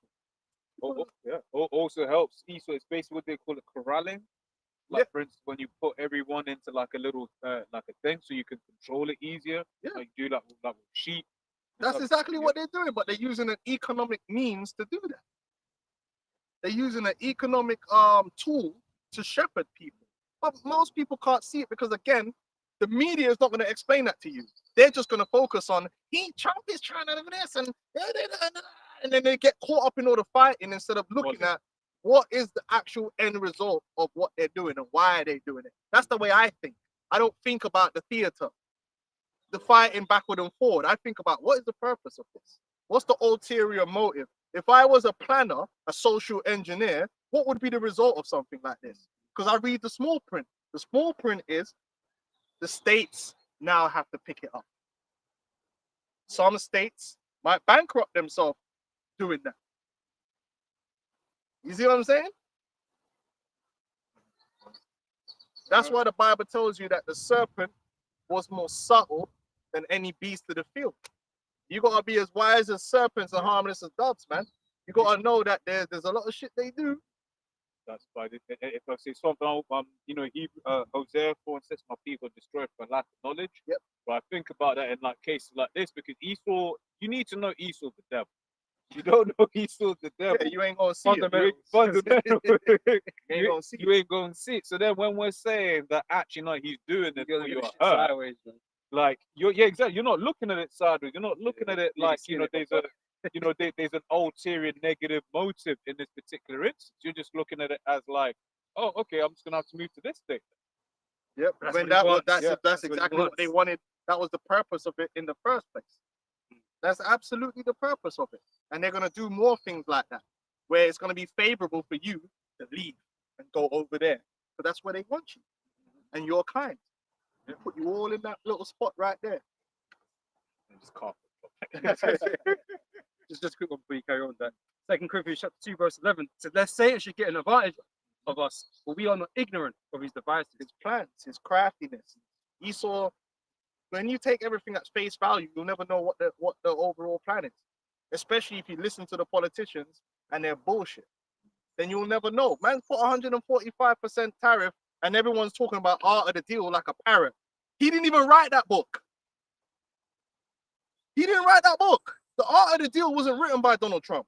It was written by a so-called Jew. They just put his name on it. Because surprise, surprise, he's a fucking TV personality, man. He's not a great businessman at all. That was on TV. He literally had a TV program. You know how many businesses this man had that failed? He went bankrupt so many times, the Rothschild bailed him out. He's just a puppet. Oh, the art of the deal. Bro, that's not how you do things in the world. You don't crash something to a halt to get a good deal. That's retarded. But you know what he's done? He's accelerated the de-dollarization, the breakup of production, which is what they want. If you go to the Agenda 21, it talks about sustainable production, as in, why have 30 dogs when you can have one? Well, reduce the production, Efficiency. reduce the efficiency. Well, to do that, most of these factories have to shut down anyway. Most of this, and that's what COVID did too. It reduced the amount of products that were available. Where instead of having the choice of 5 different products, now you're gonna have the choice of 1 product, and it might not be available on the Tuesday. It might only be available on the Wednesday, and you can't buy 20 of them. You can only buy 1, and they'll either do that by unction or by the price. This is what you see even happening. products you can't buy a certain amount of. Yeah. When you try to do the home delivery, Yeah, they'll put limit. And you know what? They'll It's stupid, right? Because like I buy a box of protein bars, right? And then you come 12 in a packet. trying to get But swole. I can only but I can only buy 10. And so they come to deliver it now. It's the box, they give me the in the box, but it's 12. So what's the point? What? You might just give me the box of 12 like I wanted in the first place. Yeah. It's dumb. Yeah, But they could be stringent now on these parameters that you can only possess this amount. and then what they've done is they've elongated the tariffs to a certain amount of time because they know how long it's going to take to disrupt all these supply chains. Because they're doing it on, well, no, he's doing it to get the deal, the art of the deal. And they just keep parroting the art of the deal. Like, yeah, we know he had a book for art of the deal. That doesn't mean what he's doing is about getting a deal. What he's doing is about disrupting the global supply chain because they want a new system and make it where you accept the fact that what's going to happen is you're going to have less products. You're going to be paying more for less. Gone are the days where you're going to buy 50 shirts because the shirt costs $2. Now you buy 2 shirts. Yeah, instead with the WF, man. It's all It's all the Agenda same. 20 It's all the Agenda same work. It's 21. all the same thing. And he said it. He said instead of buying $30, maybe you only need 2. Because you're over consuming. But I Right. thought it's freedom. I thought if I want $30, I should be able to have. It's only red shirts. All these women, like, because of China and these places, they're able to basically, all these companies are able to just push this super consumerism where people are going to Primark and buying a shirt for £2-3 or £4. So they got just bare shit, and then it just ends up in the landfill. So now they're gonna just, Because there's a problem. But now they're gonna make it where they got the reason everything's to do it. toned down. They Yeah, got the reason to do it. It's all multifaceted, all coming Problematic together. solution. Because the fashion industry is hella polluted. It's like hella polluted, Pretty hella much so. wasteful, and stuff like that. So then they can come at it from both angles. Like, actually, no, you don't need 30. To be fair, actually, they say every child, not factories in China is closing down. That's the purpose. They want to wind down all this production. Yeah. The shelves are gonna have what you need to have, so you ain't gonna get 5 different type of baked beans. Maybe why do you need to eat all that baked beans? Yep. Maybe you only need to have. You know what I'm saying? Well, it's the same thing with all the Get them calories down. They're fat anyway. all the plant-based foods now. You don't need to be having all these ranches and all these cows now. You plant-based this and that. Yeah. You know, it's just it's winding down. winding down. It's just that it's no longer intensive anymore. You know? But guess what? The rich, they're always gonna have their supply lines. Yeah. It's you that suffer. Yeah. Man. Oh, didn't Zuckerberg like he planted like a little forest and macadamia nuts to feed his cow? And then another thing, remember, when you got a crunch on supply chains, right? The big suppliers will supply whoever is paying the most first. And this is why they put you in certain areas. So let's just say like you need, what's a product that everybody needs, even if you're rich? Dairy. Nah, something more, That's the best. let's say you milk. Yeah. Or something like that, right? It's not really, but let's just say milk, any product, right? And that product is costing $10, but there's a supply squeeze. But you need to supply this area, that area, that area, that area. Whichever area gives you the most money for your product is where it's going to go. Yeah. You're not going to say, well, I need to make sure that 10 go equally, it goes everywhere. No. So then who's going to afford it? Well, if you got the super rich, for them to pay $20 for that product doesn't even affect them because they got so much disposable income that even if their cost of food went up 10 times, it wouldn't affect them. And that's what people don't realize. When you're talking, you get into the guys like Richie Sunak, yeah? These dudes just off interest and all that stuff, their disposable income in a month is going into like the hundreds of grands. How much money can you spend on food?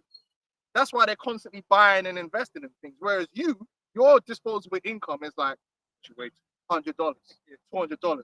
So if it costs you an extra $200 a month to pay for food, that's no money left. Yeah. If it costs them an extra $200 to pay for food, they don't even notice it. But it's like because these are the same people that will spend 10 grand on a night, and it won't be in any particular special event. They Just won't be, notice it.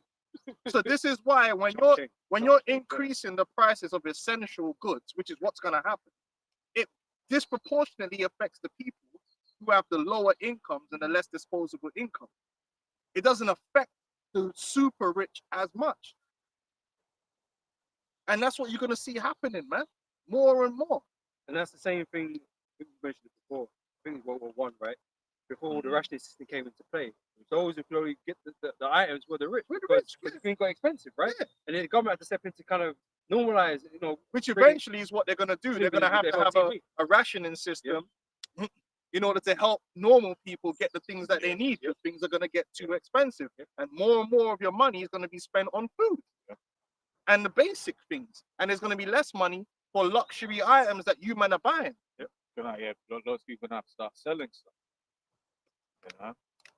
Gonna be on Gumtree. Yeah, even but then it goes into what you were saying a couple of weeks back about the price of your home, because you're gonna have people that I'm sure there's a lot of people right now who can't afford their mortgages since the interest rates went up. But they can't sell it. But they can't sell it. But then there'll be a time when it's like, well, the only thing that they can try to do is to try and sell the yard, but at a loss. But then guess what? There are going to be so many other people in the same position where you can have lots of people trying to sell their house at the same time. So, but you know who could buy my it? house is $1.5 million. Now it's just 200,000. And then the government they'll be like, okay, the bank will buy it up, but you can still live in it. Yeah. Pay rent. Yeah. We know what's coming down the pipeline. Can we get second to 16? But these people can't see it because they've been sold. Listen, if Esau's telling you a golden age is coming, if he's telling you that you're gonna have more money than you ever had in your life, you will never be able to spend it. If he's telling you it's Liberation Day, then you should already know the opposite of what he's telling you is what's actually going to happen. Yeah. And like I said, the results of these tariffs have not really kicked in yet. Yeah, because a lot of companies buying buffer. The proof of that, any brother that's in the UK can see. So you know how all of the bottle caps have the hook thing now? Yeah. Did you notice how it took a long time for all of the bottles to start having the hook? But when that's did they start making them? No, but even still, like let's say it was a brand that you had that you was used. Let's say you always bought Evian, right? It took a while for all of the Evian bottles to have the cap that was older.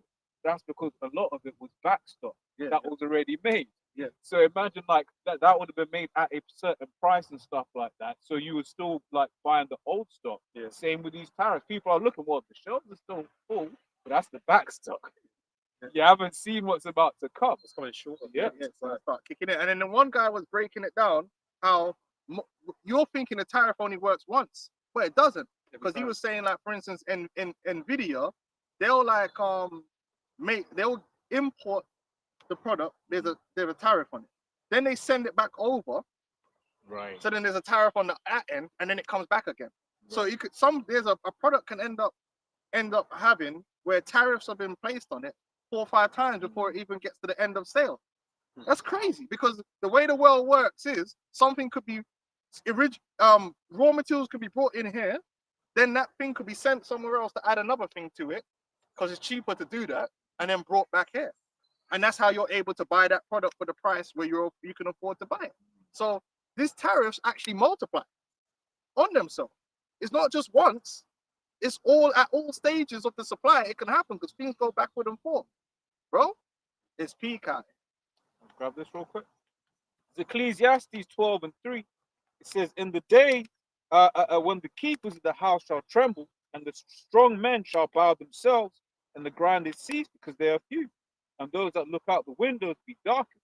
Yeah, those that look out, it's going to be a bad forecast. Yeah, and don't think that the stock market can't crash, because they don't care if the stock market crashes, because they'll still keep theirs. They'll still keep the ownership. But you know who will be selling panically? There'll be all the retailers. Retail will lose, but they'll just keep ownership because ownership is theirs anyway. or the government will come in and pay up for the ownership or whatever, and they'll have what they got to do. But don't think they won't fuck up the pensions. Almost. Don't, Almost happened. don't think they won't fuck up them pensions, and then you're really gonna be desperate because you're gonna have a whole bunch of people now that who they're gonna be relying on now. If the pension just evaporated, well, you got a whole bunch of people now that really they need that chip because they need them some universal basic income now because they ain't got a pension no more. That 401k gone, brother. Well, what's Trump telling you to do right now? He keeps telling you to buy more, but the volume ain't high. So guess what? I guarantee you that the insiders are not really buying. They're letting the retail buy. So retail think, yeah, that they think the stock market will always go up, but it might not necessarily. But they really need to implode the stock market at some point, so then pensions can disappear because they don't want to have no pensions in the new world order. Which is why even when you look at the bloody like all of the trying to be like tax efficient, one of the things they tell you to do is pay into a pension. You want to be tax efficient, and I'm just there like, why would the government be also paying into the same pot that they're helping you? But it's not, it's not going to exist. Nah, it's You're not. literally giving it to them for them to gamble with. And then that'll be it. Murder she wrote. So Well, you know who they're gonna blame for all that though? and the doors shall be shut in the streets when the sound of the grinding is low. Right, because what's happening is you're gonna go more and more into an economy that's bare bones. And the big corporations can still operate because they need to operate and they can, but the small businesses and all that, there's just gonna be less jobs for people. And the layoffs are already beginning. And they came up with some bullshit job numbers talking about how jobs went up 177,000, which those particular numbers always get revised down later on down the line anyway. And not all jobs are created equal.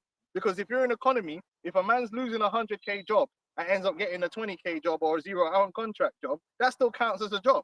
But he's now underemployed. Because there's a lot of people in America that are underemployed. That's why they have to have 3 jobs. And I don't understood that. In the UK, we down bad, but ain't nobody working 3 jobs. What the fuck's going on here? Man work 1 job, like at the most, certain man have a little second security thing on the weekend. But in America, man have got 3 jobs, like 3-4 jobs. Still living it.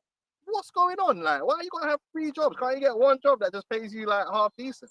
That's insane to me. But that's America for you. The layoffs are gonna start happening. The AI is going to multiply that. And like I said, and all the new factories that they're going to be building, you think they're building the factory so that it's labor intensive? No, they're going to be building new factories, going to be machines. Even the Tesla factories are highly automated. And then who's going to operate the factory? Not you dumb Americans, because you ain't got no fucking you lose. Okay, skills.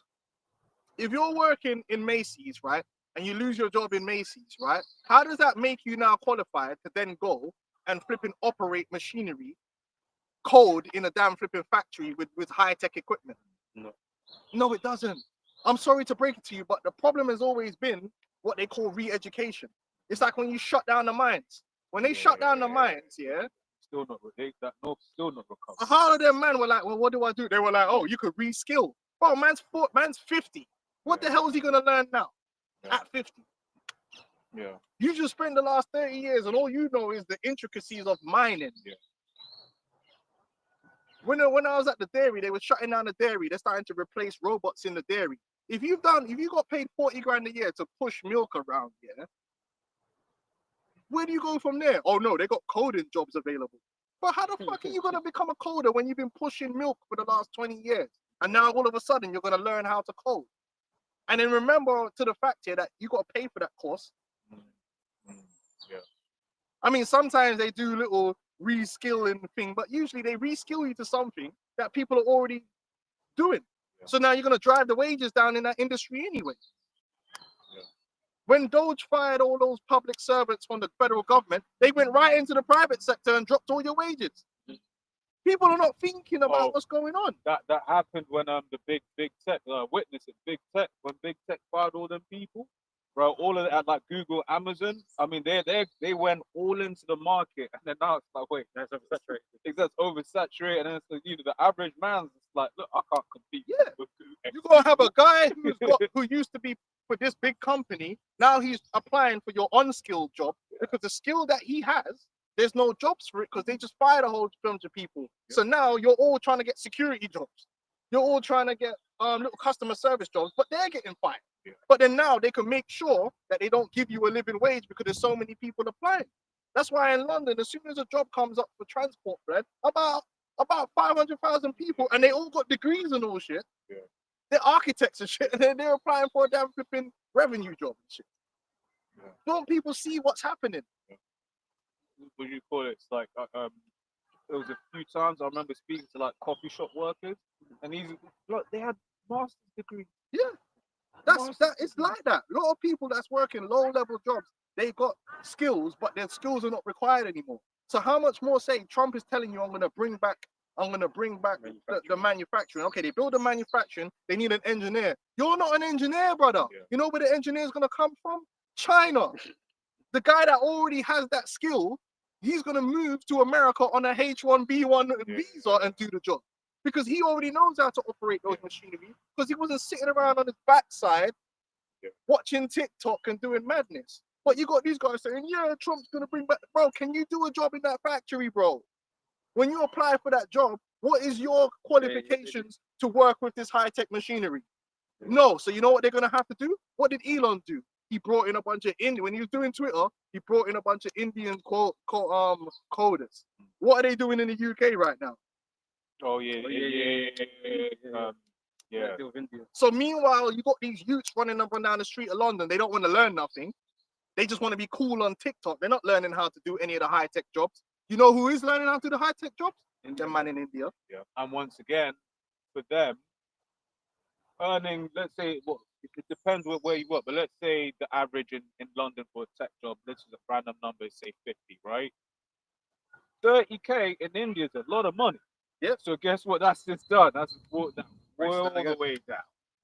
Brought that all the way down. And then they're going to be sending a lot of that money back to India too. So it's not even going to be staying here. And this is what they want. And people are not thinking. All they hear is he's going to bring the manufacturing back. And the same person celebrating doesn't understand that, well, but you ain't going to get a job in that factory, brother, because you're not qualified. Do you even know how to use these machineries? What do you know? You just got laid off from Macy's. You just got like 300. What is your profession? What is your profession? What is the skill that allows you to operate a high-tech piece of equipment? What is your skill? No, you don't have a skill. You're just fat. But Trump's gonna bring back the jobs. You moron, man. Once again, the north of England still hasn't recovered from the mines closure, man. You know, that was what? That was the 80s or something like that. If you're going to, when a country is deciding to have a manufacturing base, it begins with education.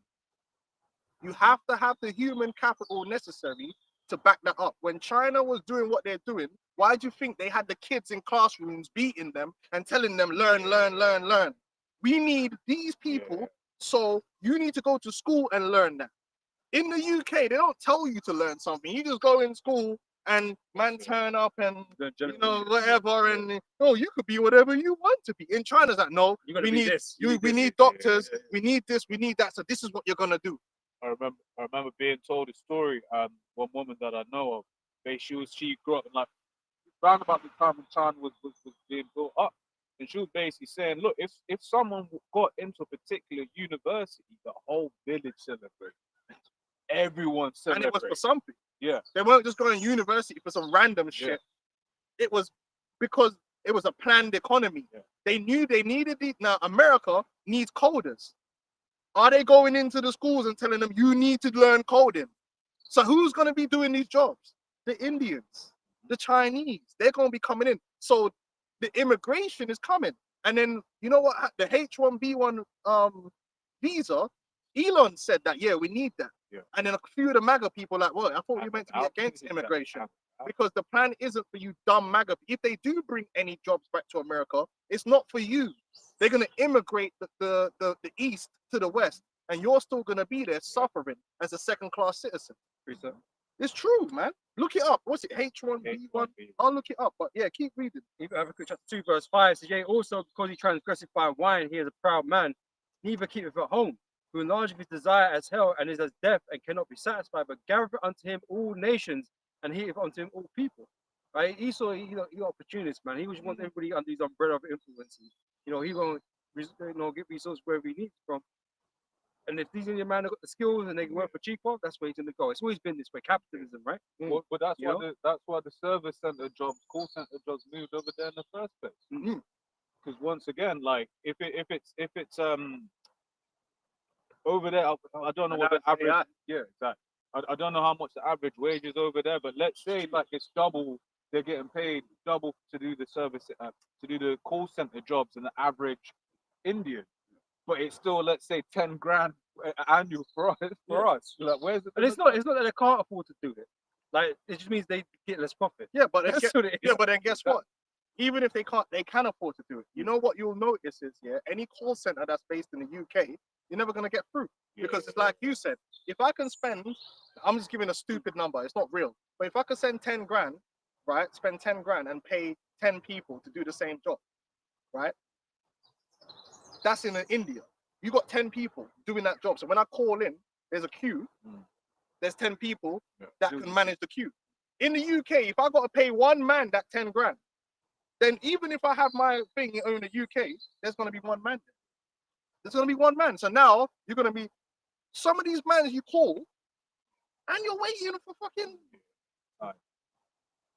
call has been forwarded to your call. But you wait for fucking Their music. You might as well call the call center and run a rave. Sail away, sail away. So if you really want any decent customer service, you better hope that the call centers in India, because at least they can hire like 50 man. Yeah, just can't understand nothing. You know what I'm saying? Yo, it's bad out here, and it can't be turned around as easy. It's like turning you can't turn a container ship like it's a car, and that's what Trump is trying to tell you people. Like he could just and there's no, man. It's a car crash. It doesn't work like that, man. The world economy isn't something that you could just do drastic things and it's okay. Yeah, changed overnight. Things are supposed to be changed over time to minimize the damage. He's like, no, we're just gonna because the art of the deal, and I'm a tough guy, bro. He's fucking shit up, but it's on purpose. Throw the chips up in the air to see what Yeah, just throw it up in there and it will land properly. It doesn't work like that, man. You know, people suffer in the meantime, and he's telling you that, but he's saying it's just temporary. No, it's not. This is the new normal. Yeah, because they kept talking about it. It's the new This normal. is going to do irreparable damage. You know, let's keep going. Yeah, second Esdras, man. Hey, people are gonna find out, man. It's gonna get bad, man. By next winter, they're gonna be still hoping. Okay, but the deals, okay, but he's done the deals now, so things are gonna get better. There's a deal. There's an earth-shattering deal coming through, so it's gonna get better because he said that it's a golden age. And we need to consider this, right? We need to remember this, right? Biden kept talking about a dark winter, right? And although be it that dark winter never really materialized as was said in it, but the dark winter is still coming. The White Walkers are coming. Yeah, right? Because there's nothing good ahead, man. There's gonna be a winter where it's gonna be fucking so bad. No, it's nothing good, man. They're gonna start squeezing up the. Now, one thing they might do is there is a possibility that they could drop the interest rates, but you see, again, people don't realize. But they dropped it here, didn't they? If they drop the interest rates in America, what that means is there's a whole bunch of free cash that's going to be made available to the higher ups. And you know what they do with that cash? They just buy shit up. And when they buy up that shit, you know what that causes? Inflation. So if he lowers the interest rate, what that causes is what's known as inflation. Inflation means the purchasing power of your dollar goes down. Means you're not able to buy as much with the money that you already have. This has been the problem the whole time. The QE is redistributed wealth. And Trump saying, yeah, drop them interest rates. And that's what, and this plan goes back over time because that's even the reason why they took it off the gold standard in the first place. So man. you probably manipulate it. So you're probably gonna get stagflation. It's gonna get dark, and then he gonna blame it on Powell and blame it on this, and all his followers are gonna be like, yeah, it's everyone else's fault and the niggas. It's their fault. While you're suffering. Buying up too much night. Yeah, boy. Listen, I'm gonna tell you what I told you last week. Yeah, if you're an Edomite and you're in the middle class and you got a net worth or whatever at 3 million, bro, there's only one thing you should be doing right now. Yeah. You should be selling everything. Your wife, sell your mistress, sell your side piece, sell your dog, your little golden Labrador. Sell that, man. Sell the Chihuahua. Exactly. Sell everything, man. Everything must go. Do it before everyone else is doing it. Sell everything. Take that 3 million in cash. Like, you might want to keep your American citizenry, you never know, and flipping go to Thailand. Where else is good, man? We give these Edomites. Go Thailand, go flipping Bahamas, Nigeria, flipping Puerto Rico. Listen, wherever it is that 3 million is worth 300 million. Yeah, bro, that. Even in certain of them shithole countries, if you got that much money, you can make it not a shithole. That's why you still have there's good places in every part. exactly. That's why you still have Edomites in South Africa. Why be middle class in America when you could be the 1% in somewhere else? Bro, I've seen man show me places that you could buy in Thailand for like 100K, and it's a fucking mansion. Yeah. It's a literal room. Here in the UK, you can't buy a shed for 100 grand in London. You'll be living in a shed for 100 grand. Yeah. You understand what I'm saying? Why am I doing all this for? Listen, we're packing up, we're leaving. I'm gonna go over there. I'm gonna have 5 maids. Yeah, 5 maids, 1 for each room. You know what I'm saying? Yeah, 20 concubines. Are you mad? Do you know what you could do with like 3-5 million in them countries? Oh, you never want that is the retirement plan, bro. Well, you man are in America. It should be on there. You know, hoping that Trump's gonna make it okay. No. Just sell what you have, man. Give up. America's free. It's finished, man. It's over. The game. He's telling you the game is over. Yeah. By doing all this bullshit he's doing, the game's over. He's saying, oh, you know, bro, America had a great deal. He's telling you, okay, that's it. Now. We're done in it. We don't want the cheap products no more. What? This is insane. Yeah, you can keep your cheap products. Oh man. But adding on to the witchcraft though, right? Is people think, okay, we just have to wait and draw for 4 years and we'll get a new guy. It's like, nah, bro. Listen, bro. The same. Listen, You bro. gotta get Go destroyed live your life because your house is coming.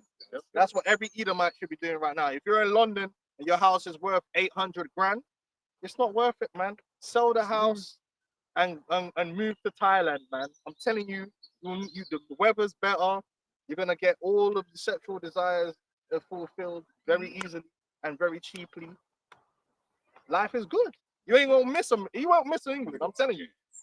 You be drinking pina coladas every day. I'm thinking about doing that. Actually, I ain't got no assets, bro. You think if I had them assets, I'd be gone, man. These Edomites are fools. They're fools, man. The elites are living good. Prince Harry and all them are living like billionaires. They're living, they don't. But you there, you know, I got my little business. Bro, sell your business, brother. Why are you wasting your time? Go live like an elite till the missiles come, man. That's real advice. Yeah. Now I'm gonna buy the dip. To hell with buying the dip, blood. Sell everything and leave, man. While you still can about your buying the dip because you think you're smart. While buying the dip. Weren't the Sunaks from like Kenya or something like that? One of like I believe like their families like was one of them East African Southeast African countries. Bro, They got a mother. Yeah. You know. Go on now. You got these ex-footballers staying in America and all that stuff and all that. Man, leave. Get out of here, man. Shannon Sharp wouldn't have been in trouble. Shannon Sharp would've been fine in Thailand. Why you need to go work for these Edomites? You should have enough money that you could just go like Costa Rica, go anywhere. You got innumerable places where being a millionaire is equals to being a billionaire. Colombia. You're almost like government with that kind of money. You can buy private security. Yeah. You're good. Go on, So we go to 2nd Ezra himself from 17. Yeah. Woe is me who will deliver me in those days, the beginning of sorrows and the great mournings, the beginning of famine and the great death, the beginning of wars, and the powers shall stand in fear.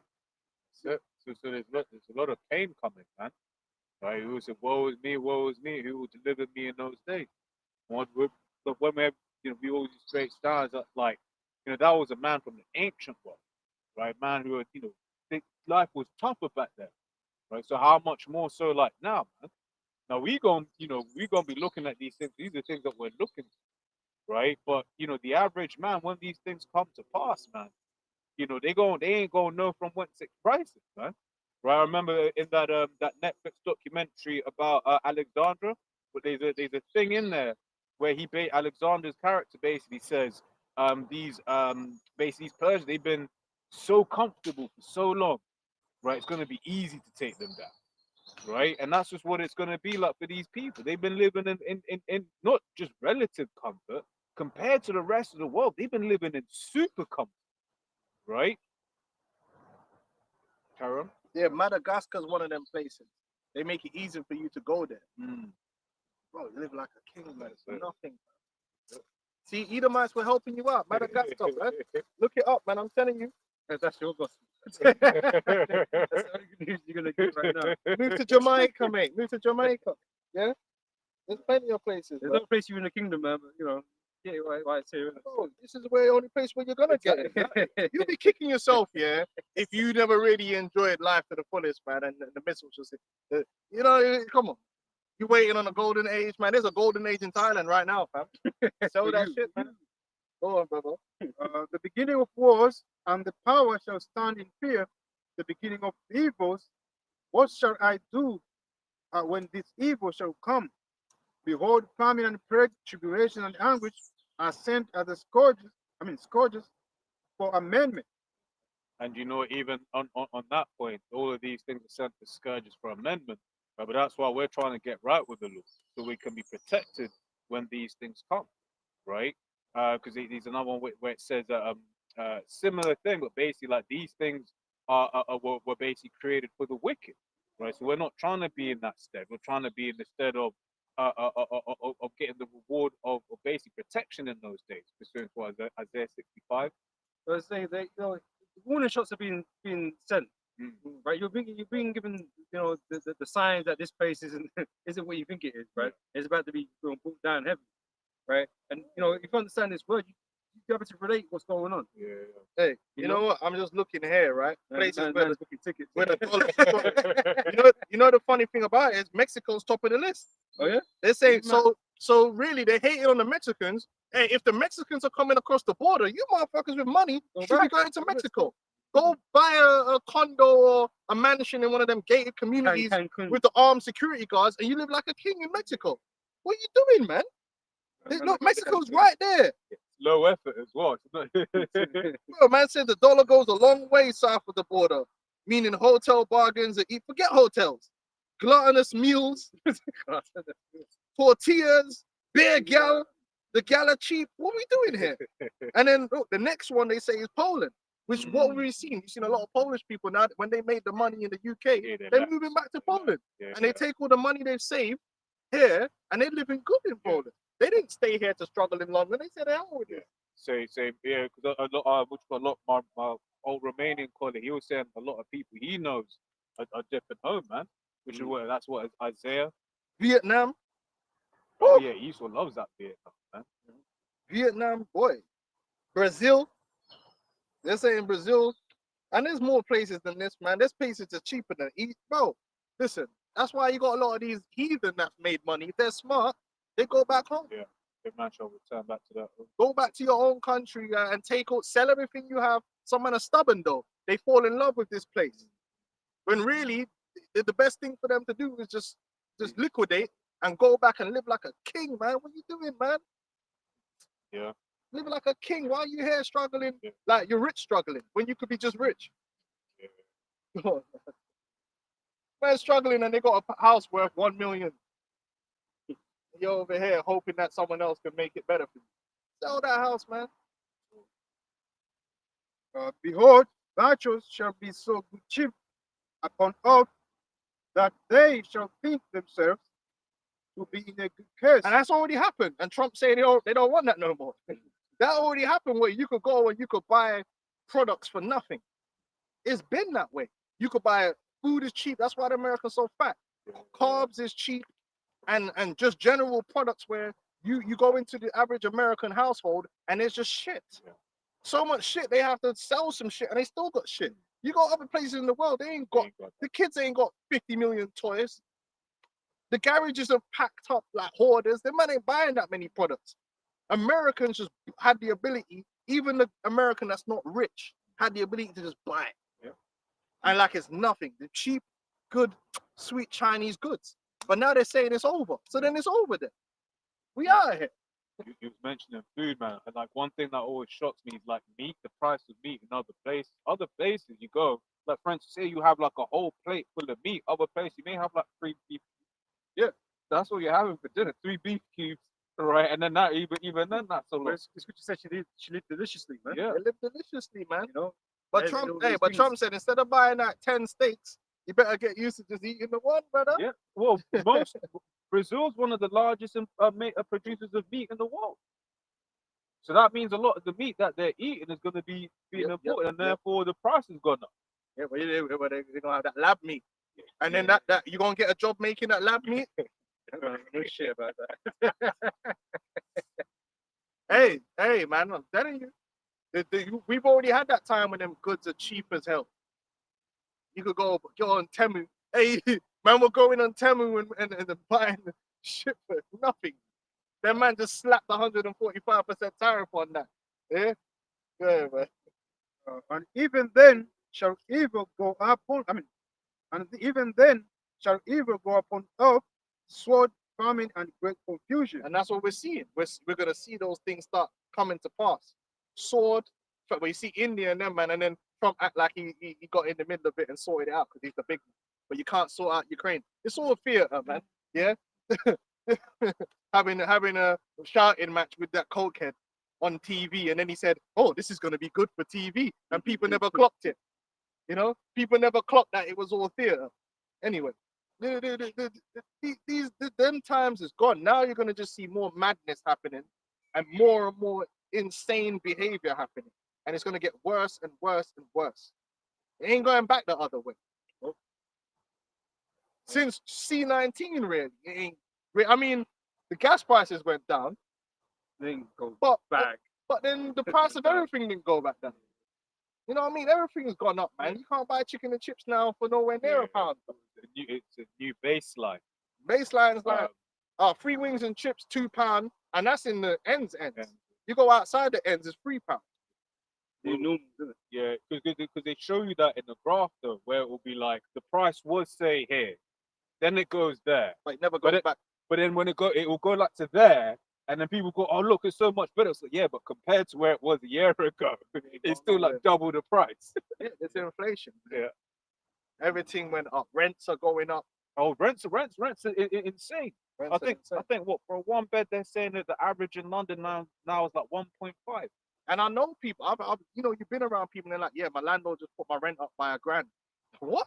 Yeah, but that's because their landlord is hurt because their mortgage has gone up by £1,000 or £2,000.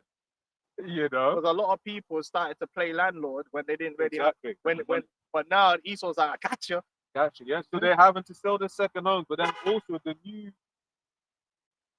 Who's that? My man's doing carpentry. Yeah. still, so. What do you call it? No, I saw a Zoff. I was like, wait, is that next? I just saw a Zoff. But yeah.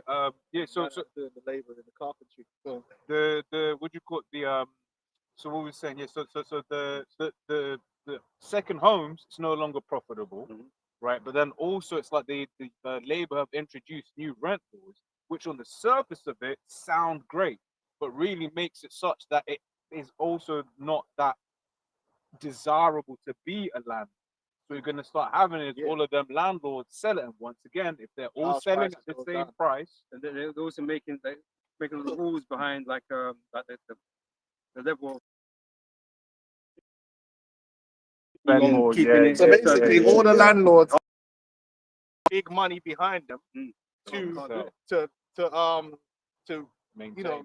to keep up with this increase. Yeah. They're hurt. Yeah. No different to the small businesses. Because I remember one of the things I always say about great thing about renting is when your boiler breaks, someone else is fixing it. But that's a $4,000 investment. So if you're just about making a profit of your investment property, where's that? Well, that's like $4,000 my coming from? landlord, man. He's always hurt to do the most basic things. But that's because you really shouldn't have been a landlord. A landlord is supposed to have big money behind them, so you had that cushion to absorb any problems. But you're being like this new age landlord. That's everything's on the edge, hoping that Yeah, yeah. 60 years down the line you could Works turn out. into a tycoon. Yeah, Yeah. well, ain't working out. Because the thing is, it's still, Over leverage. it's still their house, so they will still have to maintain it anyway. So they might as well just work that properly. Yeah. But they afford it. can't. afford They're the limits, man. You know, And they knew this was gonna happen. they were just riding, thinking, oh, they're hoping they get to the point where everything's paid off. Yep. And they know exactly how much to put it up, man. The breaking points. They know Man, the they're breaking business, bro. points. Just like in the know. markets, they see all the stop Yeah. losses. Yeah, They know where they are. yeah, They don't know. They know exactly where Yeah, to 'cause put it's it. To. all going into a database. Yeah, they know. The algorithm knows how to flush every man out, man, just enough. Yeah. And then whoop. Anyway, go on. Right back up. Casino. I was going to say, Man telling you to buy. Alright, cool. for many of them that joy upon earth shall perish in for famine, and the other that escape the anger shall the sword destroy. So there's gonna be disruption, and that's what people don't realize. But a lot of this disruption is gonna be on purpose. That's what people don't understand. That they actually want cataclysm and disruption because it allows them to bring in that ultimate change that they want. So new controls. Yeah. And so when you see Trump doing these things, that's disrupting the old order. Yeah, that they want to they pull, want. and then they'll go, yeah, but China's suffering too. Yeah, of course they are. They need everyone to The suffer. whole world's gonna. The whole world is going to suffer. It's not going to be painless. That reminds me of that remember in Top Boy when he says, "I'm going to get him, and when I get him, it won't be painless. It won't be painless, man. The elites don't care. Everyone will eat pain. They're gonna protect it. They don't mind. They don't mind, man, crashing this, crashing that to bring in a new system. They don't mind destroying the dollar system It's the to same- bring in a new The system. same thing you're talking about, being rich and all these price increases. They can, they've got the buffers. It doesn't affect them. Them crashing the world, they're cool. They already got the They power. can crash everything, bro. They got everything they want already, bro. And they can rebuild it as they please. They're not, you know what I mean? But they got everything but you, and they want you. Yeah, they want it. That's the next step. Exactly. They want the crisis, man. Go Just, on. just like in Egypt. You Yeah. know, the people lost everything up to a point where they was like, look, man, we got nothing else to sell, Take man. us. The man told you it's Liberation Day. Well, whose Liberation Day was it? It's not yours because they don't want you to be in liberty. They want you to be slaves. That's what the New World Order is all about. That's what the MOTB is all about. The MOTB is not about freedom. It's about slavery. But they have to bring you to that position where you will accept it. Yeah, it's about salvation. It's not. You know? Go on. Second Ezra So we're 16 in beautiful times, man. We're in beautiful times. Go on. and 23. And the dead shall be cast out as dung, and there shall be no man to comfort them. So there's going to be great crisis that's going to go on, even in these Western countries, where there's going to be a lot of dead people on the streets, man. And like I said, you're looking at the situation and you're thinking, oh, they're trying to do all the way with all the illegal immigrants. And nah, it's for you. Because they know the day is going to come where they're going to have to start dealing with a whole bunch of American citizens. Disappear them, kill them. They know that's coming. So they're getting every infrastructure in place in order to do that under the guise of, oh yeah, we're dealing with the illegal. And we're like, yeah, the illegal immigrants, but they're not deporting them though, Yeah. because it's not really about them. It's literally about just setting up the situation so that when all hell breaks loose, they know who to kill, where not to kill, where they could put people. The proof of that, once again, is always like, you know, the thing that they use for the CV juice. People are like, oh, but it's new and experimental. But then what do they say? No, we've been working on this for 10 years. It's the same thing. Same with the MOTV, right? It's like, oh, how are we going to put something together so quickly? Oh, actually, we can use these things that we've been working on for a long time. Same thing with the elders going in. I made already. Yeah, exactly. Exactly what I made earlier. That's it. You know, with these different laws and procedures, people are going to be like, oh, this isn't in law. That's actually no. When you look at that law, actually, there's surprise in this case. Right. Yeah. Because it's up to interpretation. But so they can make it broad as they want or make it as narrow as they want. Then they say they want to suspend habeas corpus or something. Yeah. Like that. So yeah, the game is the game, man. Precedents. The game is the game, and like I said, they're the ones that's going to initiate. This stuff is not going to happen by accident or oops. And one of the biggest lies that they portray is incompetence. Mm-hmm. Yeah. No, it's not incompetence. These people are not that stupid. They know exactly what they're doing. Is they know exactly what the if you know, then how do they not know? You Yeah. think man don't know? The people Yeah. behind them actually know shit. They read the books that you're reading to learn, and how can I know and they don't? They know this is what will happen. And the worst thing is, it's not just one person, like you said, it's a team. It's like if one person don't, but it's not you're trying to tell me the entire Yeah, they don't know. financial arm of the government weren't like, oh, actually, this is probably a bad idea. Yeah, listen, you can know if you got education system in another country that works, right?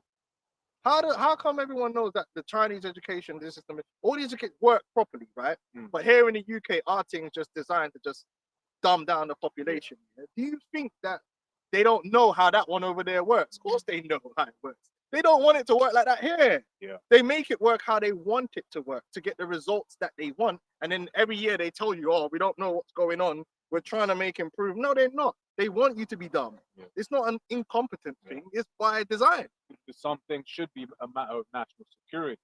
Having a dumb population is a matter of national dumb. security.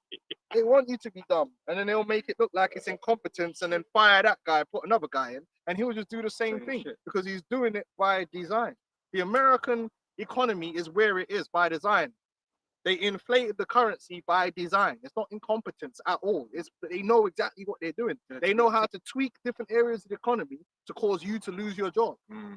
Oh, he doesn't know how to run an economy. Yeah, they do.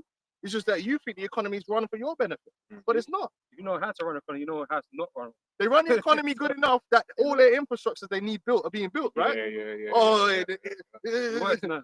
the economy works well enough that all of the infrastructure they need is being built. Think about it. On time. On Budget. time and on budget. Well, Yeah. over budget, but on purpose. Yeah. So they know they want to kill for that money, man. Pay a friend. You know, they'll make sure that the 5G is put in and all that, innit? They don't have a problem with that. Hey, that's what's going on during the Yeah, season. they make sure it's Yeah. put in. Well, even certain countries that are shithole countries have 5G. You wonder why. Yeah. Hey, once again, that Starlink is an important part of the puzzle as well. Yeah. So Right. you can get internet Everywhere anywhere now, right? very easily. Very easy, right? It's like they basically put the infrastructure together, but Even the military could use it. because Ukraine, the whole Ukraine war, they've been basically relying Skynet, man. completely, It's Skynet, man, because they need internet to be available everywhere everywhere. for all of the devices to work. The prison planet, and they literally surrounded the planet with these satellites. Yeah. Go on now, let's finish off. As Nah, we're going to Madagascar, man. Hey, listen, man. Hey, them Somalian man, no. That's why one Somali gone. He told me straight. Said, listen, you could take the UK pension, go to Somalia, and you're gonna have a maid, your house, and all the camel milk you could drink. Yeah. Meanwhile, man are here on the are hurt eating dog food, freezing in their yard. Yeah. Them man are over there living like kings off the fucking state pension, right? Which is what, £200 a week? Well, we got middle class line up food banks. You know? Yeah, you get certain places like, would you call it, people earning like 300, like a teacher's earning $300 in a month. Yep. So imagine taking home £200 a week to that country. Yep. Bare camel milk. A man told me straight. I'm like, yo, no wonder. That man don't care. That's why some of them man even just take out loans and leave and disappear and go back to their country. Because they're going back to their country with like 80 grand, yeah. That's enough that they become like a warlord. Man go back there and turn into a warlord, like by bare rifle. Yeah, man's got the start-up money, like, man's like commanding territories. Bro, it's a real thing, bro. Them man are like, I'll be alright, man. I got enough to start my business over there. Them man in there looking for man can't find man. Yeah, and he's never coming back. He ain't coming back. No, he ain't coming back. But these men here are struggling, but they're idiots, man. Because when they say, for the earth shall be wasted and the cities shall be cast down. Yeah, that's what's gonna happen, man. We're vastly approaching that time period, man. So we just gotta keep teaching and keep pushing these prophecies and watch this place implode. And it's happening right before everyone's eyes. And Trump is the major catalyst for all this to happen. So keep doing what you do, Trump. Keep doing it because I'm loving it. When I'm seeing all this stuff, and the more he starts talking up what he's doing, the more I know he's doing the opposite. So I'm just like, yeah, Well, it's like this, like, we call him Nero Trump in it for good reasons, man. But it's like right now he's causing the world to be set on fire while he's just fucking around. You know what I mean? He's just, but what he's doing is messing up everything. and even the UK is playing their part. And is he gonna blame us? The UK is just coming in, destroying the UK. Every country is just doing the same thing. They're not helping the people. No. Yeah. The UK is coming in now. They're gonna bring in a bunch of Indians to take all the high value jobs. Yeah, with no national insurance. Look, Yeah. extra. Hey, look at your paycheck. Bro. Add in the money that national insurance is deducting. Bro. And I don't know if that's national insurance from both the employer and you. Because if it's both, Yeah, I think It's like 6, 8, or like 11, 15% or something. Yeah. and they still get to get all the services. Bro, but you Jake build Britain. nothing. Yeah, So that's you don't even know that taxes at the Yeah. time, bro. So them man are gonna pile in. that should be grounds for a right. I'm sorry. Yeah, man. Like, if we spiritualists, we Hey, ain't good. no, But that's no grounds nigga for a should be taxed for anything, bro. Yeah, We they done gonna it. pile in. We done our thing. Yeah, that's how the thing go. That's how the thing go. Because you know what it is. The proof that's a need for a riot is you had contractors, right? In the UK, you actually be better off working for a company as a contractor. You're a full-time employee, or you're hired as a contractor. But because of the way the tax system works, you paid less tax. What the government did is they said, no, that's not fair. If you two are doing the same job, right, why are you being able to loophole out of the system to be able to pay less tax? And they basically fucked the whole contracting gig thing up. So why are these Indian men able to come over and get a Yes. different? Because they're undermining the native population, which is what it's always about, playing one against the other, and in the end, everyone loses, and that's the name of the game. And they're all going to be doing it. A coordinated effort to just destroy the people, man. And it's beautiful to watch. It's beautiful to see it happening, man. You know what I mean? These scumbags, but it must needs happen, man. It must needs happen, like no doubt. All right, So, yeah. Anything else? Anything else? What was I holding? We'll close up, man.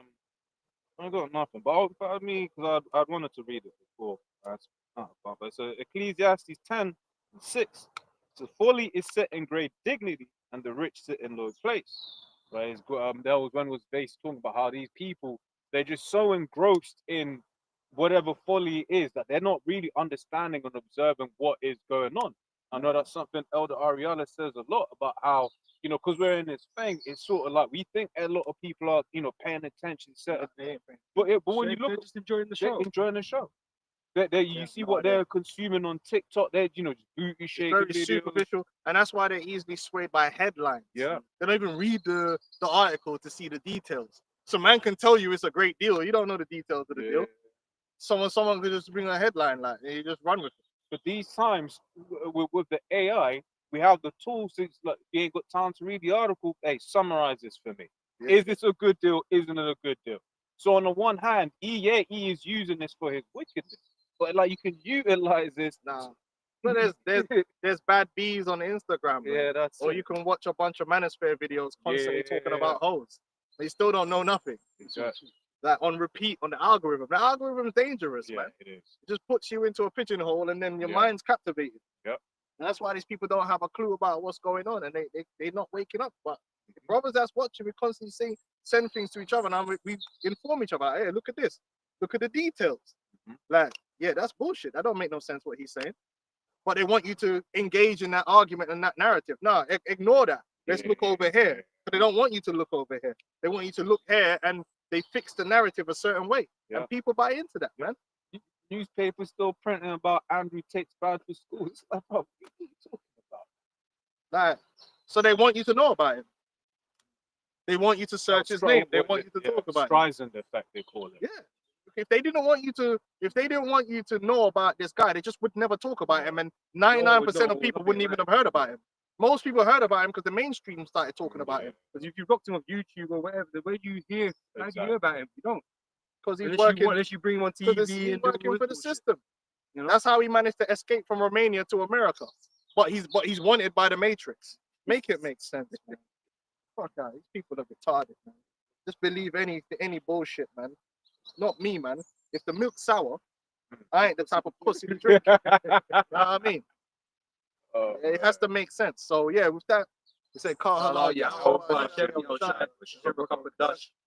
double honesty, apostles and elders, a great millstone, and honest you brothers out there in the highways and the byways.